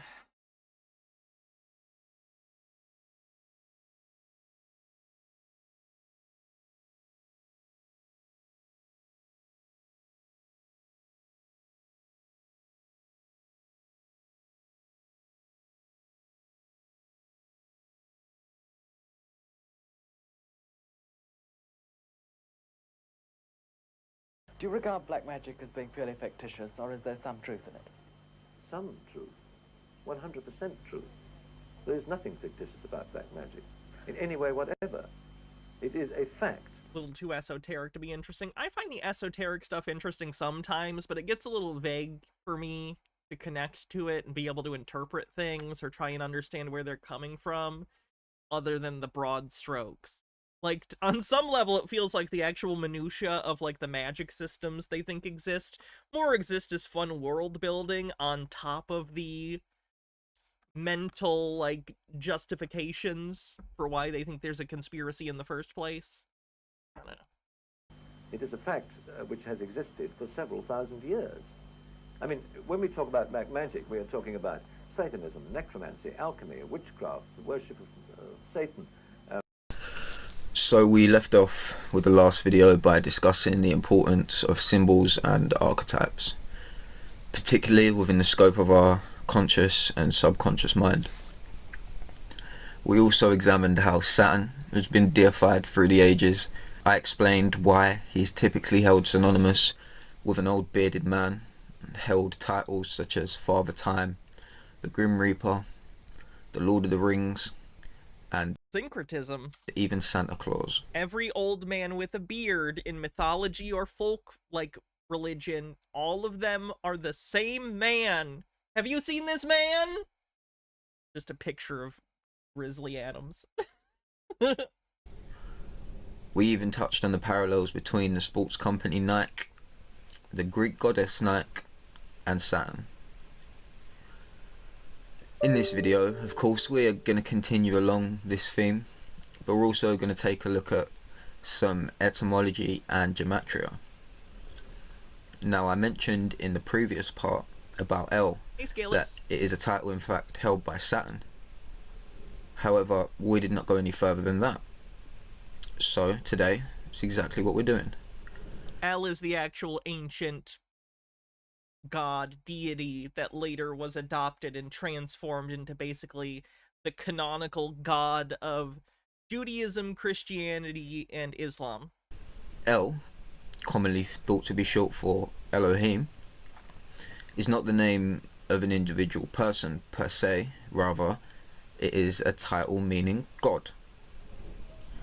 Now, the Elohim was the God of Israel in the Old Testament, and as you can see here, the word Elohim appears over 2,500 times in the Hebrew Bible and has been grossly misinterpreted, with different definitions varying from plural to singular. Due to this guy's boring too. Sorry, let me pull it up. Yeah, that one's probably iffy. This one looks okay. So, you've probably heard people talk about this upcoming shift that's going to happen. Some sort of energy, consciousness shift. We're going to split into a new Earth. And if you don't shift right, you get left behind and all this. And I've heard a lot of people talking about this, but I haven't heard anyone actually. Yeah, I do want to do a thing together sometime, Profane Priestess. I have, like, whole channels that are alt history stuff, or, like, whatever you want to call it. I do have some stuff saved, because I know we wanted to do a thing at some point and have you on stream. Explain what's going down, right? Just a lot of speculation. But last night I was reading an old book from Dolores Cannon called The Custodians. And at a certain part, I had to stop. I was like, whoa, this is almost identical to a passage from an old Robert Monroe book called Far Journeys, where he is astral traveled above Earth. He's with his guides. And there's something going down called the Gathering. And it's where all these extraterrestrials from all over the universe were here. They're on Earth and surrounding Earth watching what they call as the big show. There's some sort of a new energy form being born, and it hadn't happened in hundreds of millions of years, and evidently it's super significant. And all of these different extraterrestrials were here in these spaceships all around Earth watching. And they said that they're just studying it and analyzing it because it's such a big deal. And I was like, whoa, that's really interesting. I wonder what is happening. What is being born?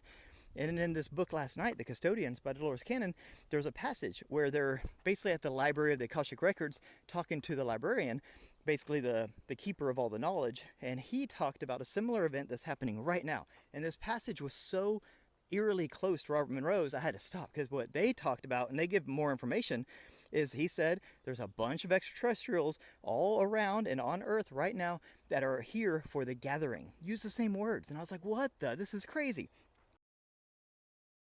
Maybe he's a plagiarist. Like, just a thought. That was my first thought. Maybe he plagiarized? Profane Priestess says, also first day of HRT. Congrats, Profane Priestess! I'm very happy for you. Rageology says, the Egyptian video was actually pulling from the last great battle between, Egyptological theory before the first successful translation of hieroglyphics. The sealing of the temple was taken to France because many thought that it was very ancient and would reveal secret mysterious showing the ancient Egyptians to be fantastically advanced. Shortly after it was put on display, hieroglyphics were translated showing it's from the Roman era, and Egyptology ditched the mysticism. Oh. And he talked about how the shift, the thing that's happening, is Earth itself. That Earth itself is raising its vibration and is becoming enlightened and awake. Like Earth itself is going through this spiritual awakening the same way we do. And that it's like sending out its little feelers to the rest of the world, basically saying, hey, I'm awake, I'm alive, I'm aware, and I want to connect, right, with all the other planets in the universe. And that's super significant. So all the other ETs saw that, and they came here to watch, because Earth itself is about to wake up, or it's in the process of waking up, and it's going to raise its vibratory level significantly. And the thing that they're most vibratory level kind of not concerned with, but really, you know, they want to monitor and just analyze, is what happens to a planet that has 8 comb your beard. He not only needs to comb it, it looks dry as hell. He needs some of that beard stuff that moisturizes it. As someone who used to have a cope beard, this is dry and really, really needs some product. 8 billion people on it. When that scratching my face just looking at it. Planet goes through a sudden spiritual awakening, because that's what's happening to Earth right now. So this shift that everyone's talking about, this shift is actually Earth itself raising its own vibration, as it has basically a Kundalini type spiritual awakening moment. And when it raises its vibration, what happens to the trillions of insects, animals, and humans on it? What's a cope beard? When I was still in the closet, and it's kind of a trope amongst trans femmes that, like, and this isn't always the case, and there's nothing wrong with having facial hair regardless of your gender identity. I want to be clear about that. But for me, I don't know, it was a way of like, I'm gonna present myself as a man. Like I was trying to find my identity and be more comfortable in my masculinity, and it was just doing the opposite. It was bad. They have to raise their vibration as well. So when you hear people talk about there's a shift, and you have to shift to a certain vibratory level, or you get left behind. No cope beard anymore, so I'm doing good. It seems like doing it a lot means better. that Earth is changing its level, its vibratory level. It's Mooshins, thanks for following. Raising its vibration. Now I have cope tits. Not coping though, they're just nice. You could say.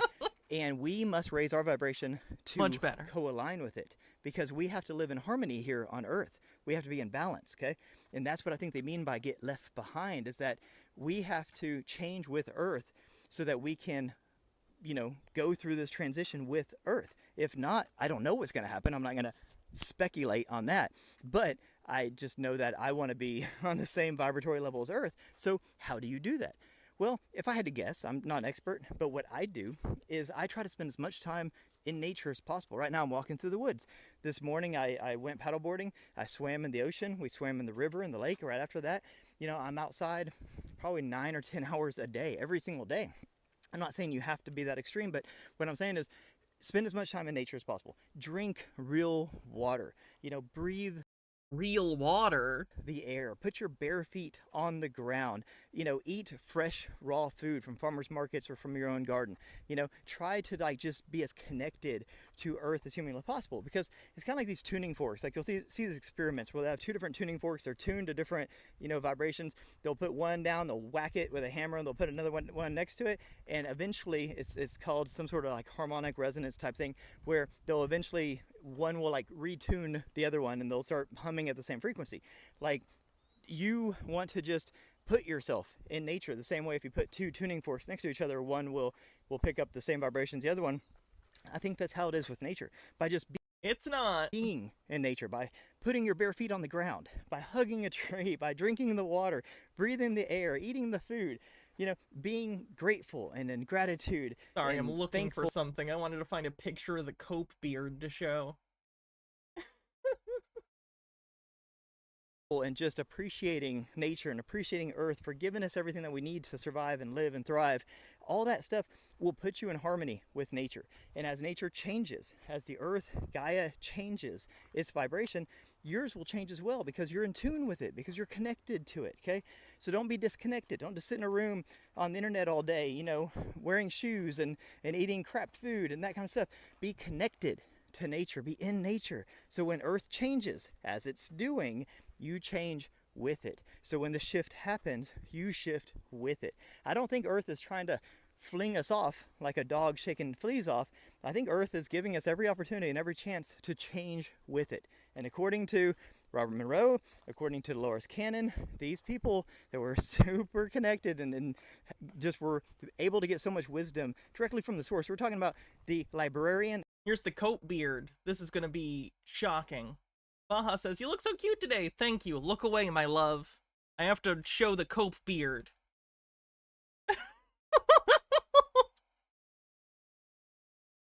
That was something. I actually missed that Superman thing. It was pretty fun. I think it broke in the move. Don't remember. That's unfortunate. Of the Akashic Record, basically the keeper of the database of all information, is telling us this stuff. So I would listen. You know, worst case scenario, you spend more time in nature. Best case scenario, who was that? My evil twin brother. Earth goes through this Kundalini type spiritual awakening. You are going to shift your vibration with Earth, and you will shift along. You'll raise your vibration. You will go through your own awakening process at the same time. And why do I look like pee-pee there? Right on.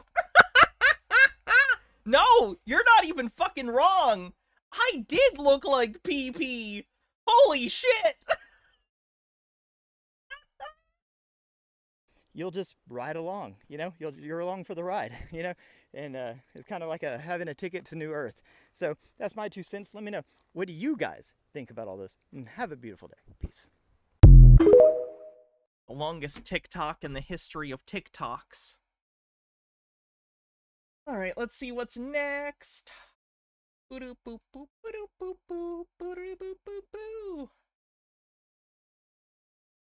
this one. John Humanity. Oh, that's incorrect.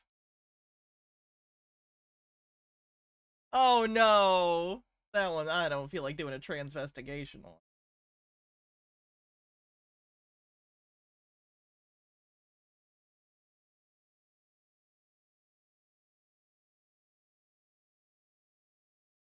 This one seems like. Crocogom says, turns out the pee-pee show is actually a window into an alternate dimension where you never came out. Jesus. That's some Back to the Future 2 shit. The second Back to the Future 2 reference today. Good. Wake. They want us to believe in UFOs. They're preparing us for a fake alien invasion. That's always been the plan. A one-world government. The only way to do it is to get us to embrace it. And the only way to embrace it is from an alien attack. Ronald Reagan talked about it many times. He looked at all the leaders of the nation, of the world, and said, wouldn't it make our lives easier if we just had some kind of extraterrestrial threat? President Ronald Reagan in 1987 said something that towed the line between deeply prophetic and deeply weird. And he said it at the United Nations. Perhaps we need some outside universal threat to make us recognize this common bound.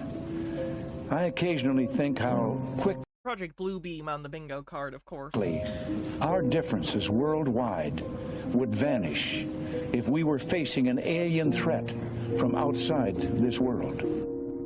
Basically, Project Bluebeam is the conspiracy theory that thinks the government has a plan, like from the end of Watchmen, basically. If anyone's familiar with Watchmen, either version's fine, same basic idea.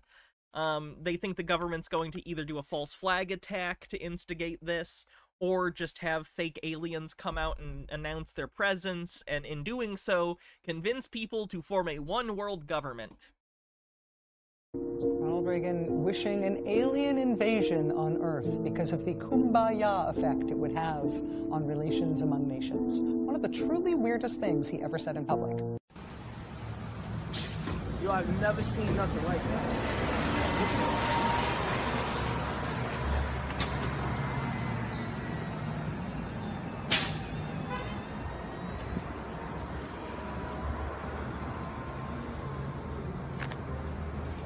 Geopolitics says, and without aliens, the Republican Party fell back on their old favorite of making enemies of the other in our midst.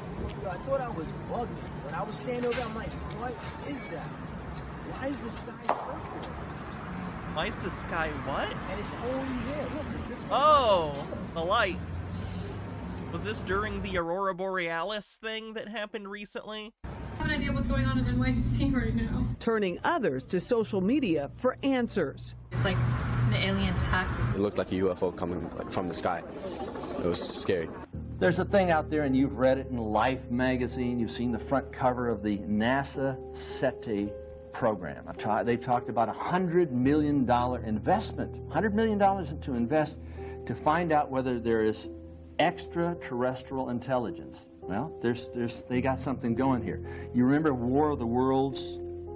The radio broadcast? Yes, by Orson Welles in 1939. Mm-hmm. Yes. Well, we've got something else coming in. They're going to make the announcement that they have discovered extraterrestrial intelligence. And this will frighten the people of the world and say, oh my God, how can we deal with this as a nation? But we can only deal with it, as the United Nations. Yes, we're going to have a United Nations, a one-world government, yeah. The United Nations isn't a one-world government. It's a place for diplomatic relations between sovereign, independent nations. It's necessary, they're going to say. It's absolutely necessary. Why? Like, it's a forum, basically, for discussing international matters diplomatically. It's a good thing. Tell me. To defend ourselves from those little dreams. Astrofox has an explanation for that video clip they showed, I am curious about. Let's see.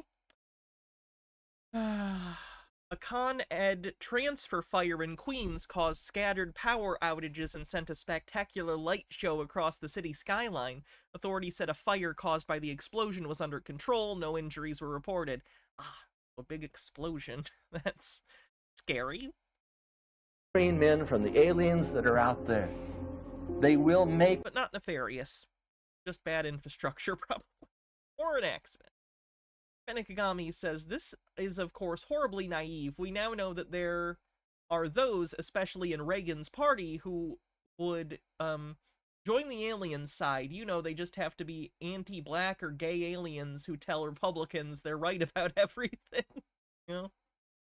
That announcement. And the whole program is phony. It's fixed, it's set up, and you're going to be the patsy unless you understand what's going down and who's doing what to whom. Did you know that the government had a program to create fake, disappearing UFOs over 50 years ago? And the only orbs faker than that are right here. In my video about Chan Thomas and the Adam and Eve story, I showed you that he worked for Douglas Aircraft in a special department called the Advanced Concepts Division, which was their version of the X-Files. Bob Wood, who ran this division, had an article in the October 2008 MUFON Journal talking about some of their secret projects. In the article, Wood goes over the various activities that were undertaken by the group. But at the end of the article, he states something very curious, that the only interest they ever had from the government was in 1970, when there was, quote, interest expressed by one of the intelligence agencies. This resulted in a draft proposal to mimic, imitate, or duplicate the observables associated with UFOs.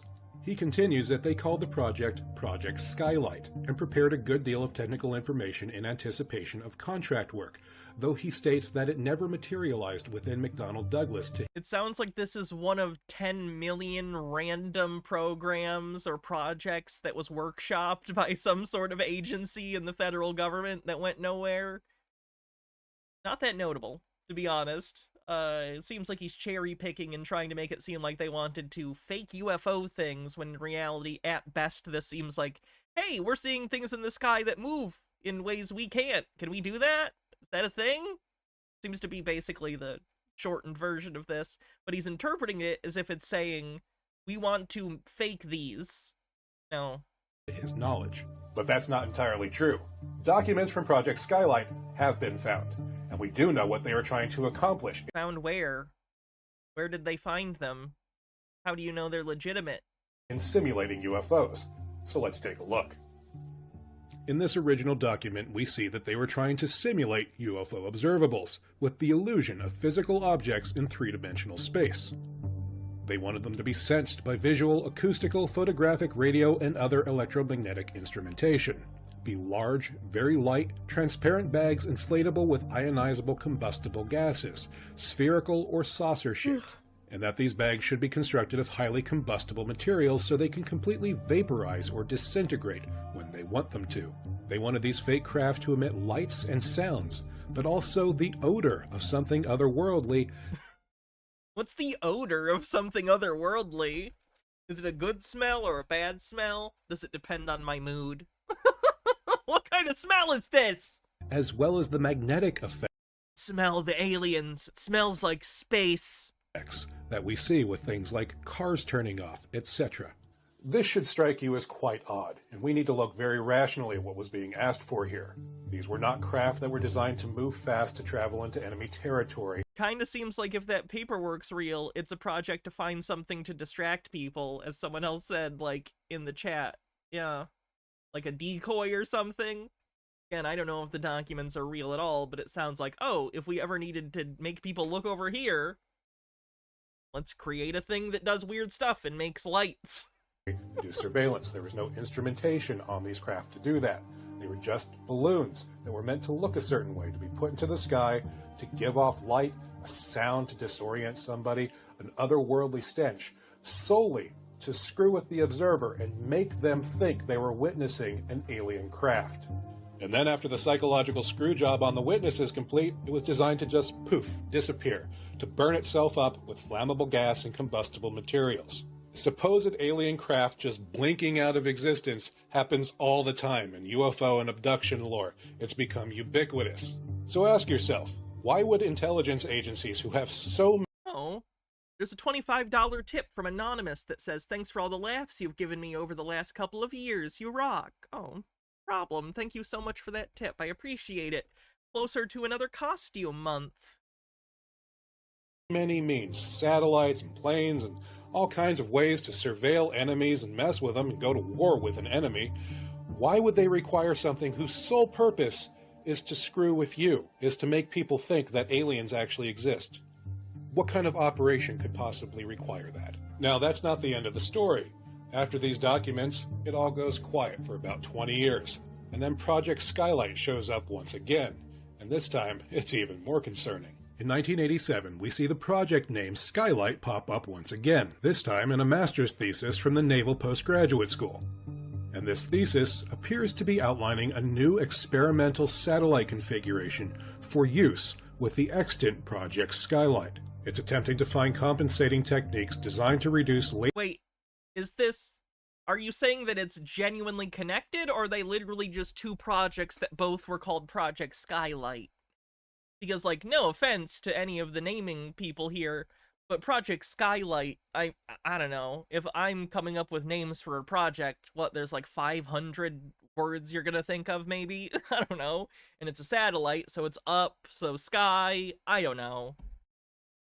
Are they actually related, or are they just both named the same thing? Laser wavefront distortion caused by the atmosphere. Because it sounds like these are two different projects. The satellite will measure and downlink the propagated beam irradiance of the mid-IR advanced chemical laser, Miracle, based at White Sands Missile Range in New Mexico. Now, maybe it's nothing, but I find it a little iffy that here we have the same project name as the project to fake UFOs, and they're talking about a new type of satellite to bounce a laser off the atmosphere, and it's only an IR laser, which some UFOs can only be seen in the infrared spectrum. Now, who... I mean, that you can say that about anything. Not anything, I guess, but there are a decent number of things that you can say you can only see in the infrared spectrum. That doesn't mean anything. Maybe there's something to that. Maybe we should look at it. I don't know. I'm just a guy on the internet. So There you have it.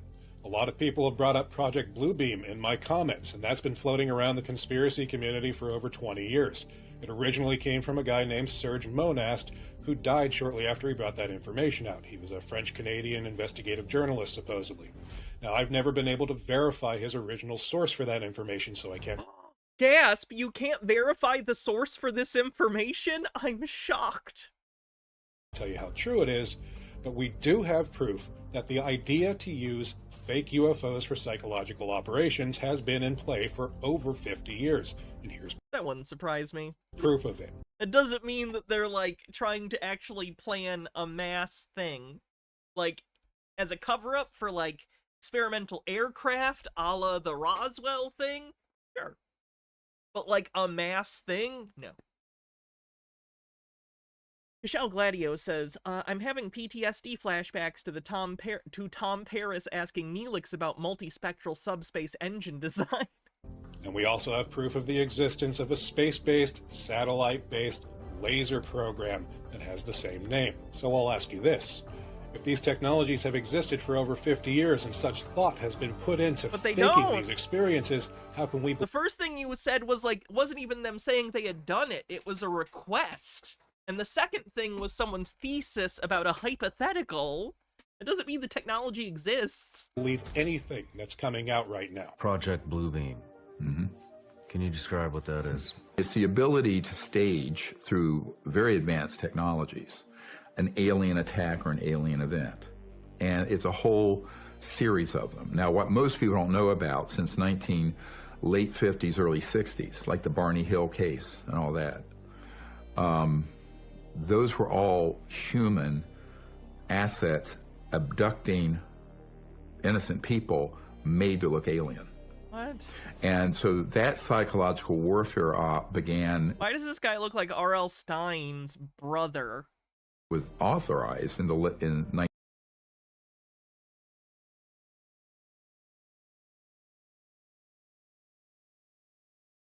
don't know if you've ever seen R.L. Stein. R.L. Stein. R.L. Stein? This guy. This guy? R.L. Stein. Coincidence? I think not. 1953, 54. 1954. It's B.S. Stein. Or we mastered gravity control. So we started deploying these assets to begin to condition the public that there's a scary threat from outer space. I mean, look at Hollywood, Alien, Ridley Scott's the movies. If you want to see a script for what's coming fairly soon, look at the movie Independence Day. Okay. It's right at a central casting for this covert group.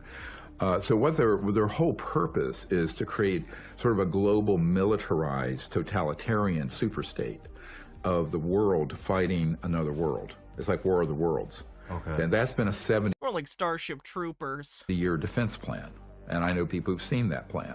We're kind of preparing the U.S. population, at least, and by extension, the world population, into that reality that there is a presence here, and that we need to explain this presence. Because if they show up and we continue to do what we did before in previous decades, and they show up, there will be mass panic. But if you understand that these are real, and we have 5 years from 2022, or maybe now 4 years, if they come in 2027, for the U.S. government to prepare the people about what is up there.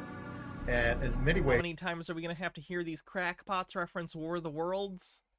Until they watch Invasion of the Body Snatchers, probably? I think the word got out within the government that they're showing up in 2027, and we better be prepared, and if not, there's going to be a lot of explaining to do. And so I think that dialogue has happened within, inside the government, in certain areas inside the government, that we need to prepare. And that's why in 2017, that set a clock of 10 years. And why Lou Elizondo earlier in this year said, just find a hobby for 5 years. And, it'll all be out in 5 years. And he said that this year, so that was 2027. And I would say I've heard 2027 in a kind of an official capacity I can't reveal. So I think or H.G. Wells, for that matter. H.G. Wells was an interesting fella. For those who don't know, H.G. Wells was a slut. I don't know who needs to hear this. H.G. Wells fucked like you wouldn't believe. Was very into like poly and open relationships. H.G. Wells fucked. Anyway, Fenekagami says, in all seriousness, why does it feel like all these guys watch the same 4 movies? They probably hear other conspiracy theorists reference them, and then they watch them. Say that people in the government are aware of something happening, and that there's limited time, a few more years to prepare the people, and that's what's ramping up. This acceleration from the previous 7 decades of not even acknowledging it to now we are acknowledging it. I believe our government has made contact with intelligent extraterrestrials. Something I can't discuss in public setting. Okay, and I can't ask when you think this occurred. If you believe we have crashed craft, stated earlier, do we have the bodies of the pilots who piloted this craft? As I've stated publicly already in my News Nation interview, biologics came with some of these recoveries, yeah. Were they, I guess, human or non-human biologics? Non-human, and that was the assessment of people with direct knowledge on the program I talked to that are currently still on the program. He admitted that this was a distraction for humanity. Yeah, good one. What is that? That's lasers, right? Yeah, I can actually talk about that one, but that is it's really bad. But the people that see orbs in the sky, go around that fly faster. UFOs. UFOs. Yeah, there's Navy pilots. There's multiple Navy pilots who talk about they got their they were flying F-18s. These. Okay, enough Project Bluebeam.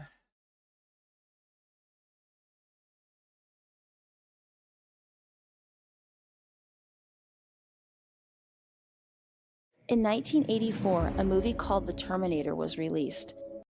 A story about a robot disguised as a human that could be programmed with artificial intelligence to kill and destroy its target.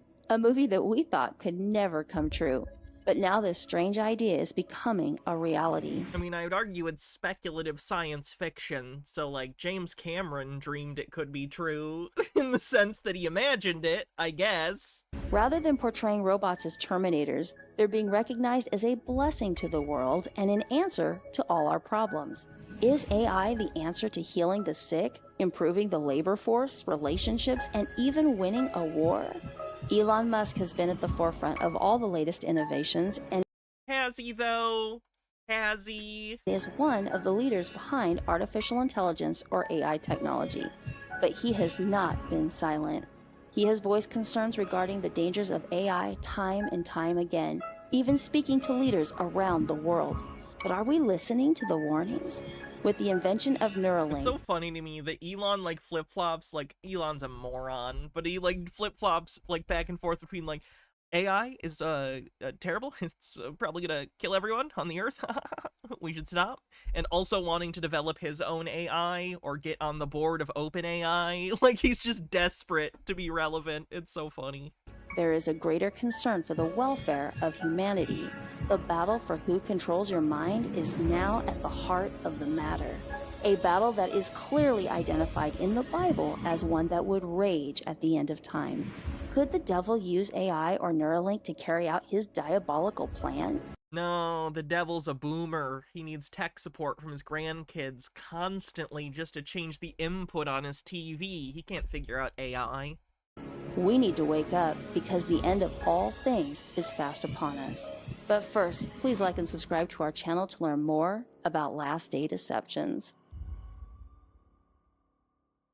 Neuralink is the latest invention from Elon Musk, Again, no! Elon Musk is not an inventor! He has not invented jack or shit! He pays people to do things! Plant in the brain that is said to wirelessly connect to computers and enable a paralyzed person to move again. He believes that this technology could solve the problem for many brain diseases, and it sounds promising, with the first human subject receiving Neuralink and demonstrating the ability to move a mouse on a computer just by thinking about it.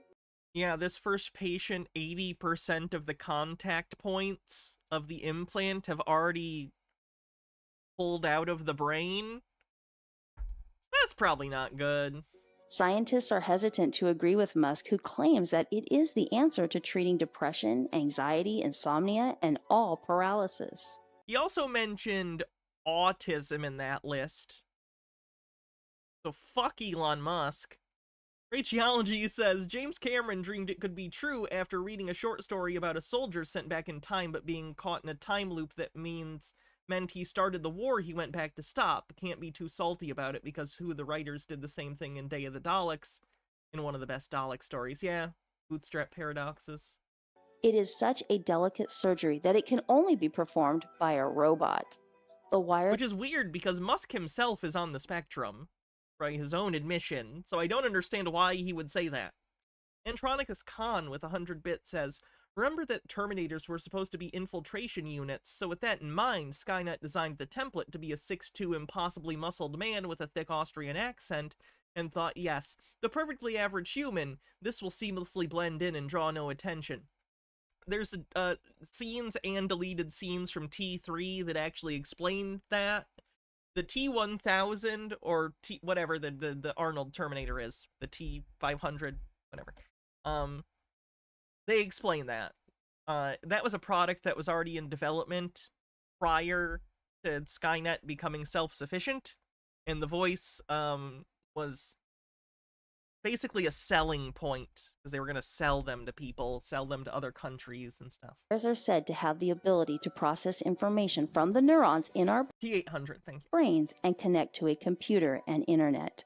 The long-term goal is to achieve symbiosis with AI, allowing the lame to walk, the mute to talk, and even the blind to see.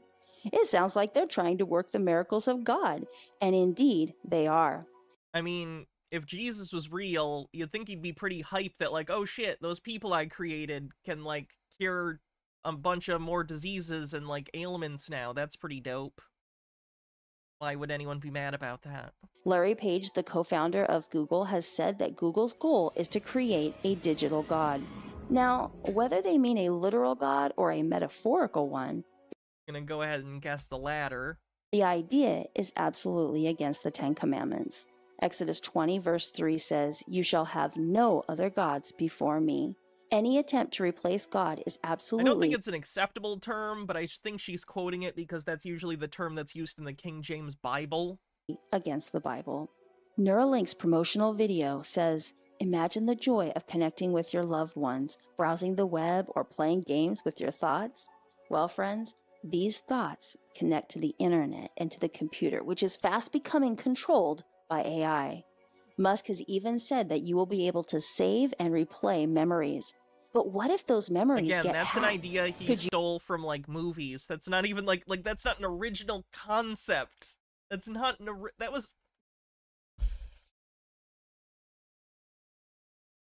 Just off the top of my head, that has been featured as a sci-fi concept in Black Mirror, in Minority Report, there was a, God, Robin Williams movie from, like, the 90s, where basically people have their entire lives recorded, and then at the end of their life, they have it edited together into, like, a montage for the funeral.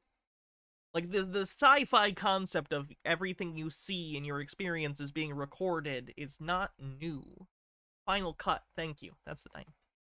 Radiology says, "The thought of the internet getting even deeper into my head makes me scream." You be given memories that you... Man, I'm having a lot of jokes I can't say out loud today. ...never really had? What would that do to us emotionally?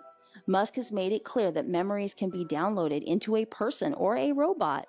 But with computers and internet control... Hawk says, "Next you'll tell me I can just ask the wall for some hot Earl Grey tea." ...by AI, the question is whether AI can be trusted. AI, or artificial intelligence, is defined by the founding company, OpenAI, as being a highly autonomous system that outperforms humans, claiming it will only help human performance. Yet Musk has said many times it is the biggest threat to humanity. Many scientists, including Stephen Hawking, has stated that if AI gains the ability to redesign itself, that it would be an unstoppable intelligence that could lead to human extinction. By the time something bad happens with AI, Musk warns that it may be too late to control it. He states that it has the ability to take control and make decisions for the people.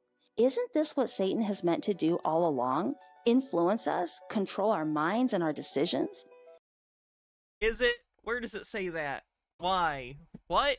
Although there is a software program behind AI that is used to load information into it, it has been proven... Why do the robots have tits? To feed their robot babies! ...that AI is becoming self-aware, has adaptive learning, and even teaching itself.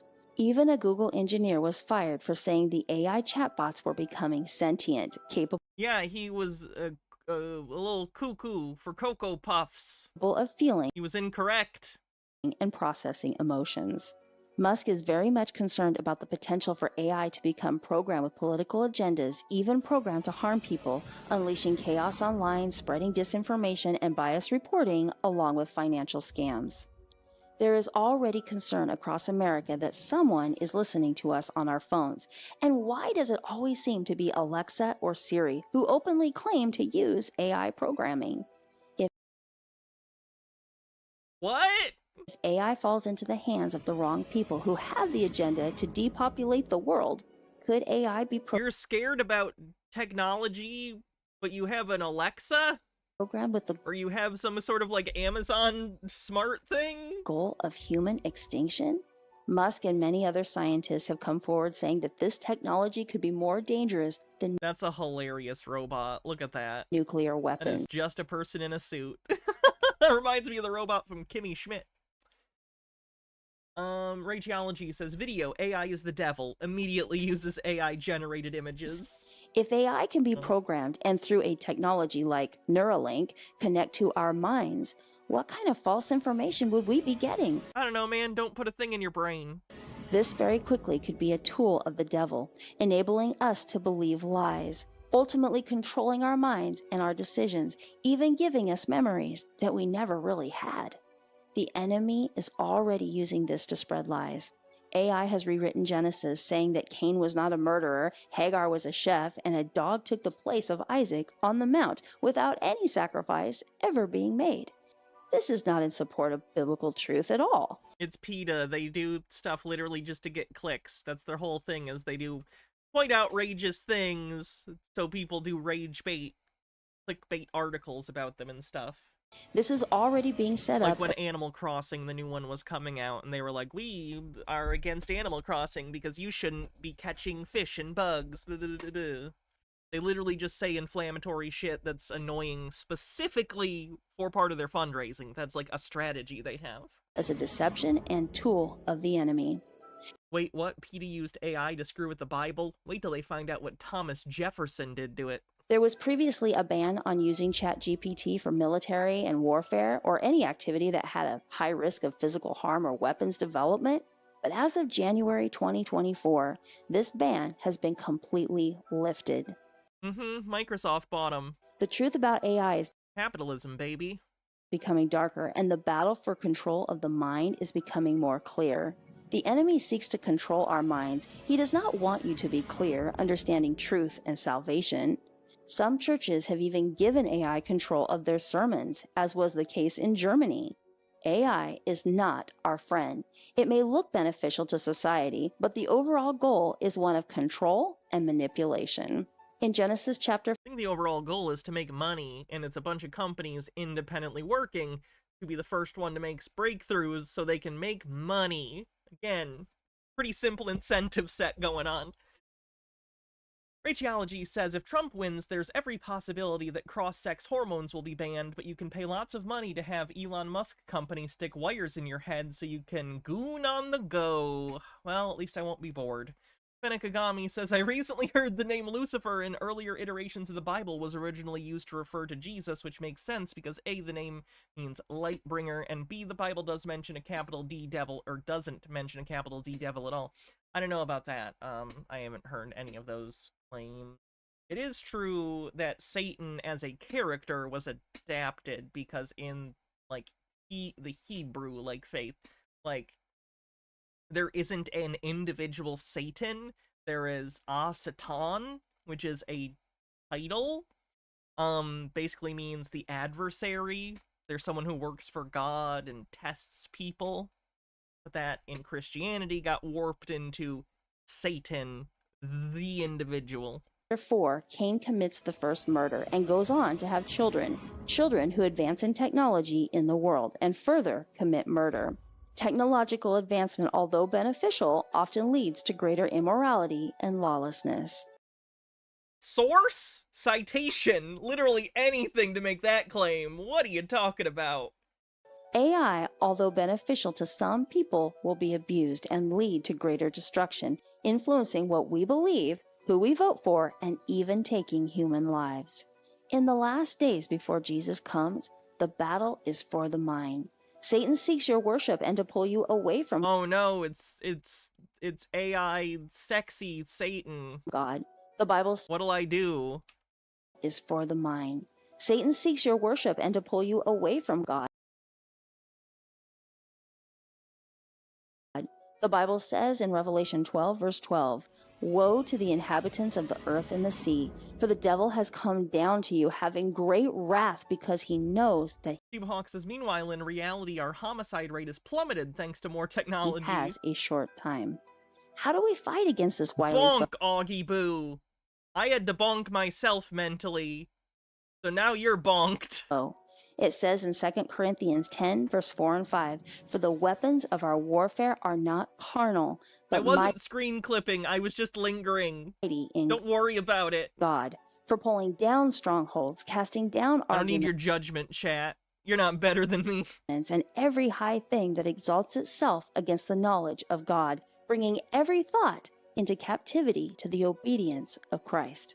Every thought should be brought into obedience to the word of God, his teachings, and his ways. The Bible says in 2 Timothy 1, verse 7, For God has not given us a spirit of fear, but of power and of love and of a sound mind. Not only are we not to be afraid of what is coming, But we're not even to allow ourselves to be influenced by AI or anyone that speaks contrary to the Bible.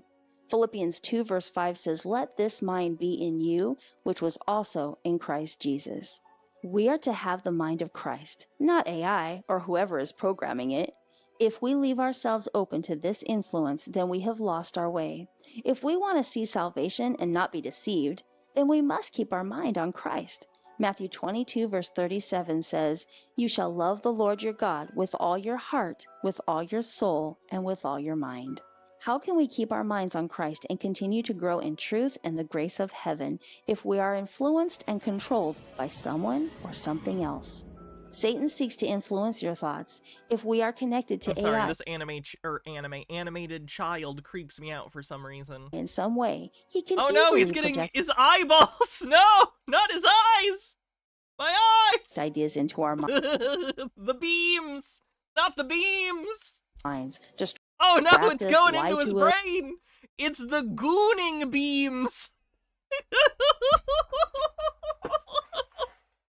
Oh no. Persuade us very easily with false information. I invite you to turn away from AI and use the Word of God as your guide in this life. All we need to know is found in the Bible. If we keep our minds focused on God and His truth, we have this promise in Isaiah 26 verse 3. "You will keep him in perfect peace whose mind is stayed on you because he trusts in you." The Bible is our safeguard against false teachings and deceptions in this world. It keeps us from stumbling. Filling your mind with Scripture and God's truth will only shield you from the many attacks the enemy is planning for you and me. Friends, now is the time to look up, for our redemption draws near. Jesus is coming soon.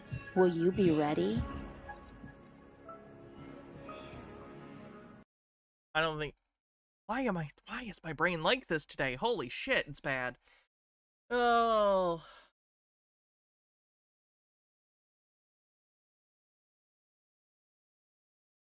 I have to use the bathroom again real quick. I am peeing a lot today. I am so sorry. Found, that's a... I'll be back in just a second, then we'll watch this guy. His video about chicken and beef.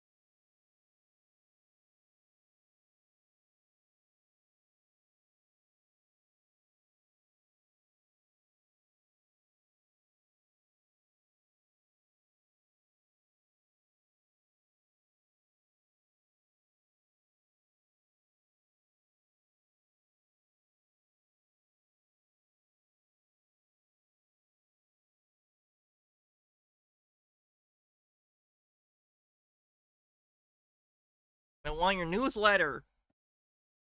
Geopolitics says, "Hey Hannah, I need advice. I'm thinking about starting streaming covering archaeology stuff. I need advice on professionalism and not being horny on Maine. Anyone you can suggest?" Now listen here, you little shit. I've been on the internet longer than you.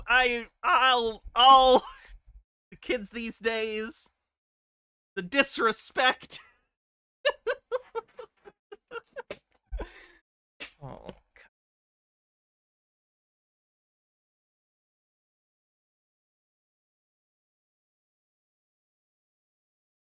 God. Brand new story. Right there. 4 million chickens.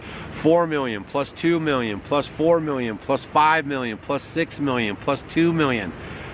This is going to add up to be a big problem. All right, we're going to get right into it. If you guys aren't following Project Mockingbird, have you ever looked that up, what Project Mockingbird is? You might want to spend a little time after this video and kind of go look that up and get yourself familiar with how this stuff operates. Okay, but right now you guys are hearing the slow drip of the avian bird flu. I want to show you guys a news clip right here. On Idaho bird flu. Avian, by the way, not avian. Sounds like water for birds. Mr. Duck Sauce says they subscribe, or sorry, Mr. Duck Sauce subscribes for 8 months. Thank you. Flu has been detected in some herds of cattle. Now the FDA wants states to discourage or stop the sale of raw milk because of potential transmission risk. Yeah, I think that's pretty smart. Raw milk is not a good thing anyway. Stop drinking raw milk, you nasties. Now, the agency urged states to issue more stern warnings in the areas where dairy cattle have tested positive. Raw milk can carry high levels of the virus. It is not known whether humans can get the bird flu by drinking the contaminated milk, but 3 dairy workers exposed to that milk have been infected, as well as cats on farms with those infected cows. I want you to understand that the end goal is to come for the homesteaders, backyard chickens. All food sources are going to be tightly gripped under their control, right? Because of Sir, they said they're going to ban selling raw milk. If you have a cow, I don't think they can prevent you from straight up taking your cow and milking it and drinking the milk. But prevention of the sale, at least a good step. in a 15-minute city, you are not going to enjoy chickens in your backyard, okay? Raw milk is for making Italian cheeses, not for drinking. Agreed. I want you guys to understand this stuff. So right now we're almost seeing like this 2 weeks to slow the spread, kind of Operation Mockingbird. This isn't even the first time that like a strain of bird flu has hit and they've had to like kill a bunch of chickens to prevent the spread. Like, I remember when I was younger this happening. This has happened before. I don't think it's the same strain, but like, yeah, animals get sick and herds die out because of it, and in order to prevent the spread, you kill all the animals and burn them. Like, if you're into agriculture, shouldn't you know this? Like, if you are a farmer, if you're an agriculture person and you're like, I'm in a homestead, shouldn't you understand the importance of keeping an infection or disease from spreading? Because that's your livelihood, that's your life, that's your food, that's... You can't afford to have that spreading everywhere throughout the populations, not just of your animals, but maybe other people in the community. Going on. Idaho was supposed to be like this big potato, conservative, you know, live that rural life kind of a place. But if you've been following the stuff that's been going on in Idaho lately, something's that the tides are changing in Idaho. In the last couple of videos, we've been talking about how they've been culling the chickens because of the bird flu, and I want you. Again, there's no quotes, it just is the bird flu. Mr. Duck Sauce, thanks for a 20 stream streak, says, I drink your raw milkshake. I drink it up.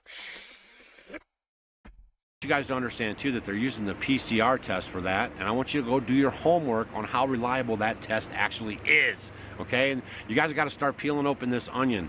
On May 16th, just a short while ago, news surfaced of an outbreak at Hendricks Poultry in Iona County, and the company... Katzafel says, electrocuted by electric boat in water or eaten by Bruce the Shark in Jaws. This is an incredibly important issue, as half of our presidential chances are currently debating it. I haven't seen that yet. He announced 400 layoffs and that 6.5 million poultry likely will be killed to stop the spread in Iona County alone. Nearly 91 million poultry in the U.S. are affected.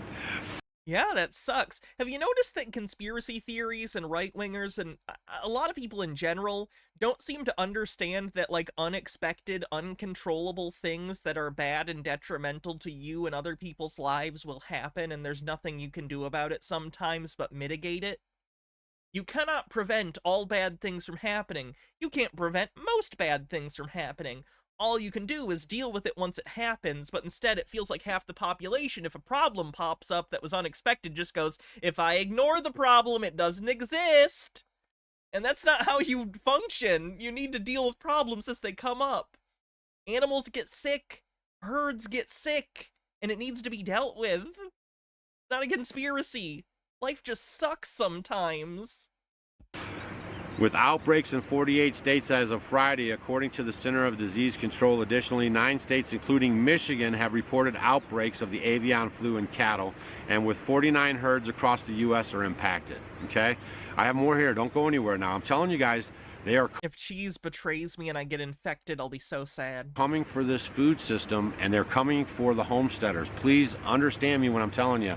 The whole deal, they have to control all of the food or it's not going to work. This is going to be a kind of a slow, fast process, right? It's not going to happen like overnight or anything, but they are moving towards that right now at record speed. And they're going to use this stuff to get you there through the fear and everything, okay? Cal-Maine Foods and Farewell reported a case of H5N1 bird flu, forcing the production at the entire facility to cease. The nearly 2 million chickens account for just under 4% of its flock. Okay, here's another story. You know, you could just spend 2 seconds and type in this stuff, and you can see all of these facilities that are getting bugged up by this right now. Yeah, it's a communicative disease. And most people, it spreads. People are not paying attention. They just aren't doing it. They're just too busy with their daily lives. It doesn't matter until it comes to their doorstep. I mean, I'm sure people have already noticed egg and chicken prices have increased because of it. Than 4 million, among other things, but chickens to be culled at Iowa farm where the bird flu was found. That's a brand new story. Right there, 4 million chickens. 4 million plus 2 million plus 4 million plus 5 million plus 6 million plus 2 million. Communicable. What did I say? Wait, what did I say? I thought I said communicable. This is going to add up to be a big problem, right? Now, don't go anywhere, because now I'm going to talk to you guys about Argentina real quick. I did a post on this. I said communicative. The other day in the community notes. I want to follow up with. That's like talking. That's being communicating with each other. You're right. A little bit with you guys about it.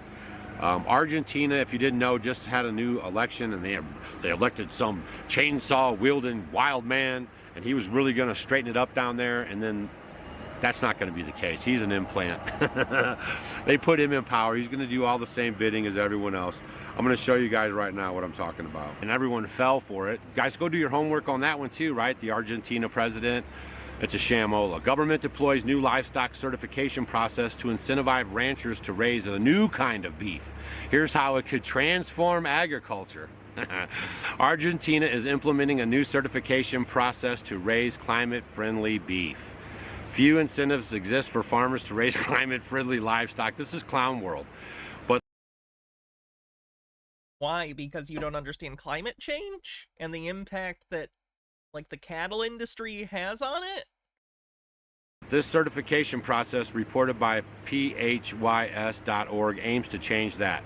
Livestock production is a key contributor to pollutant gases, according to 12% of the global, 2/3 of agriculture's annual pollution per the outlet. This certification is a collaboration between Argentina's National Agriculture Technology Institute and National Institute Technology Institute and the Argentinian private sector. Here's this government-private sector partnership that you guys are going to have to watch out for. This is very dangerous. Wait, why is that dangerous? The government works with private entities all the time. Just right here where we're going.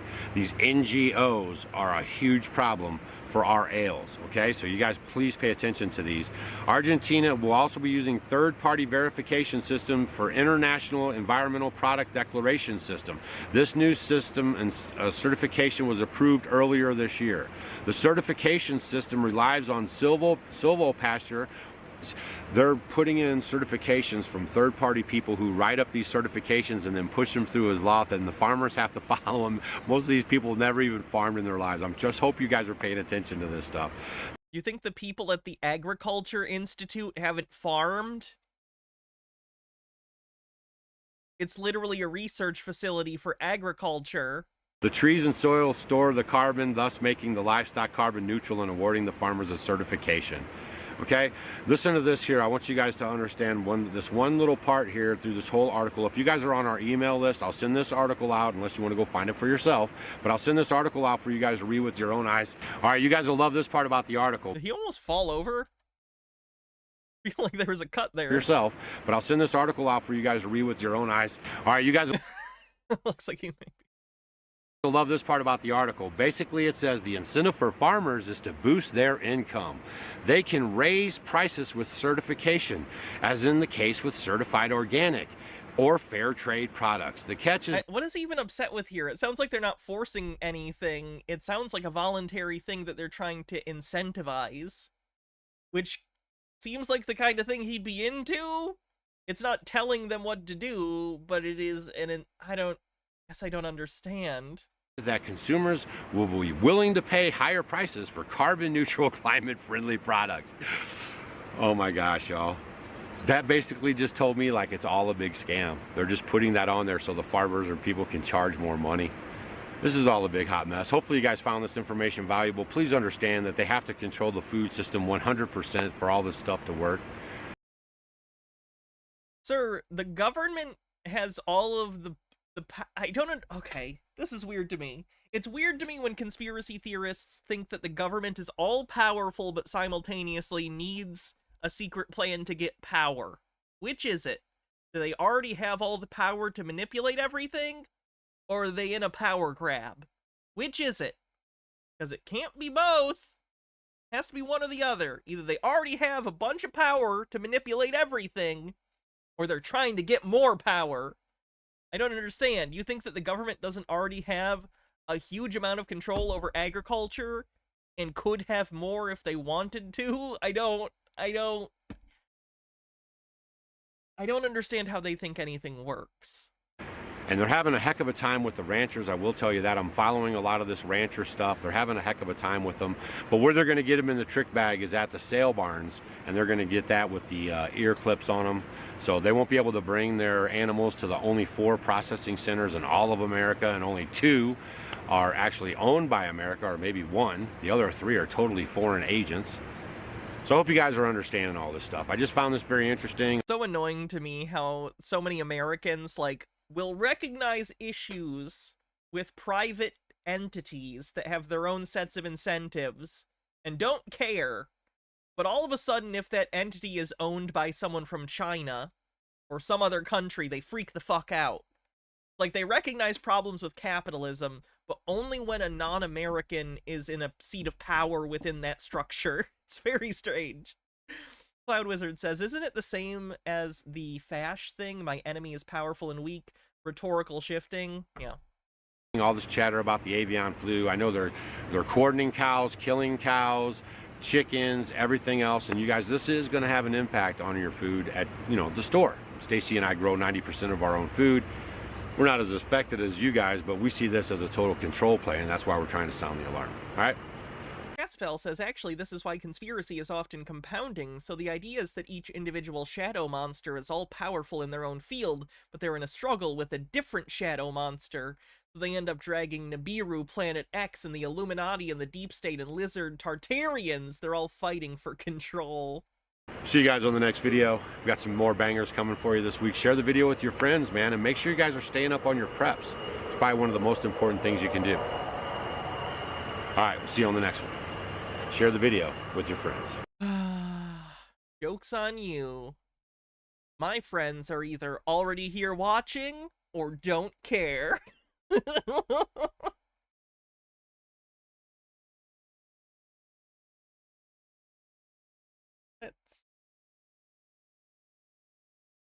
think that's probably it. We've been going 3 hours. So cool beans. Let's see what we're going to do a raid of. Thanks everyone for hanging out today. Much appreciated. Tomorrow, I know what we're gonna do. Tomorrow, I think we're gonna, do the John Doyle video, because John Doyle did a video reacting to Trump being convicted, so we'll probably do John Doyle and some other chud stuff. Later this week, I also want to do VHS, because we haven't gotten a chance to do it yet, with the new VHS player, but we will. So that'll be good. South Carolina standers, go vote. Indeed. Indeed, indeed.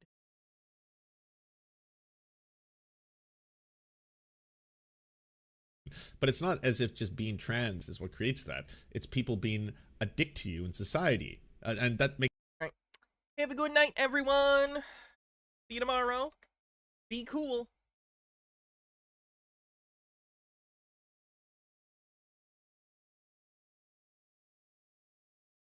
Sounds good, Cassfell. Bye, everyone.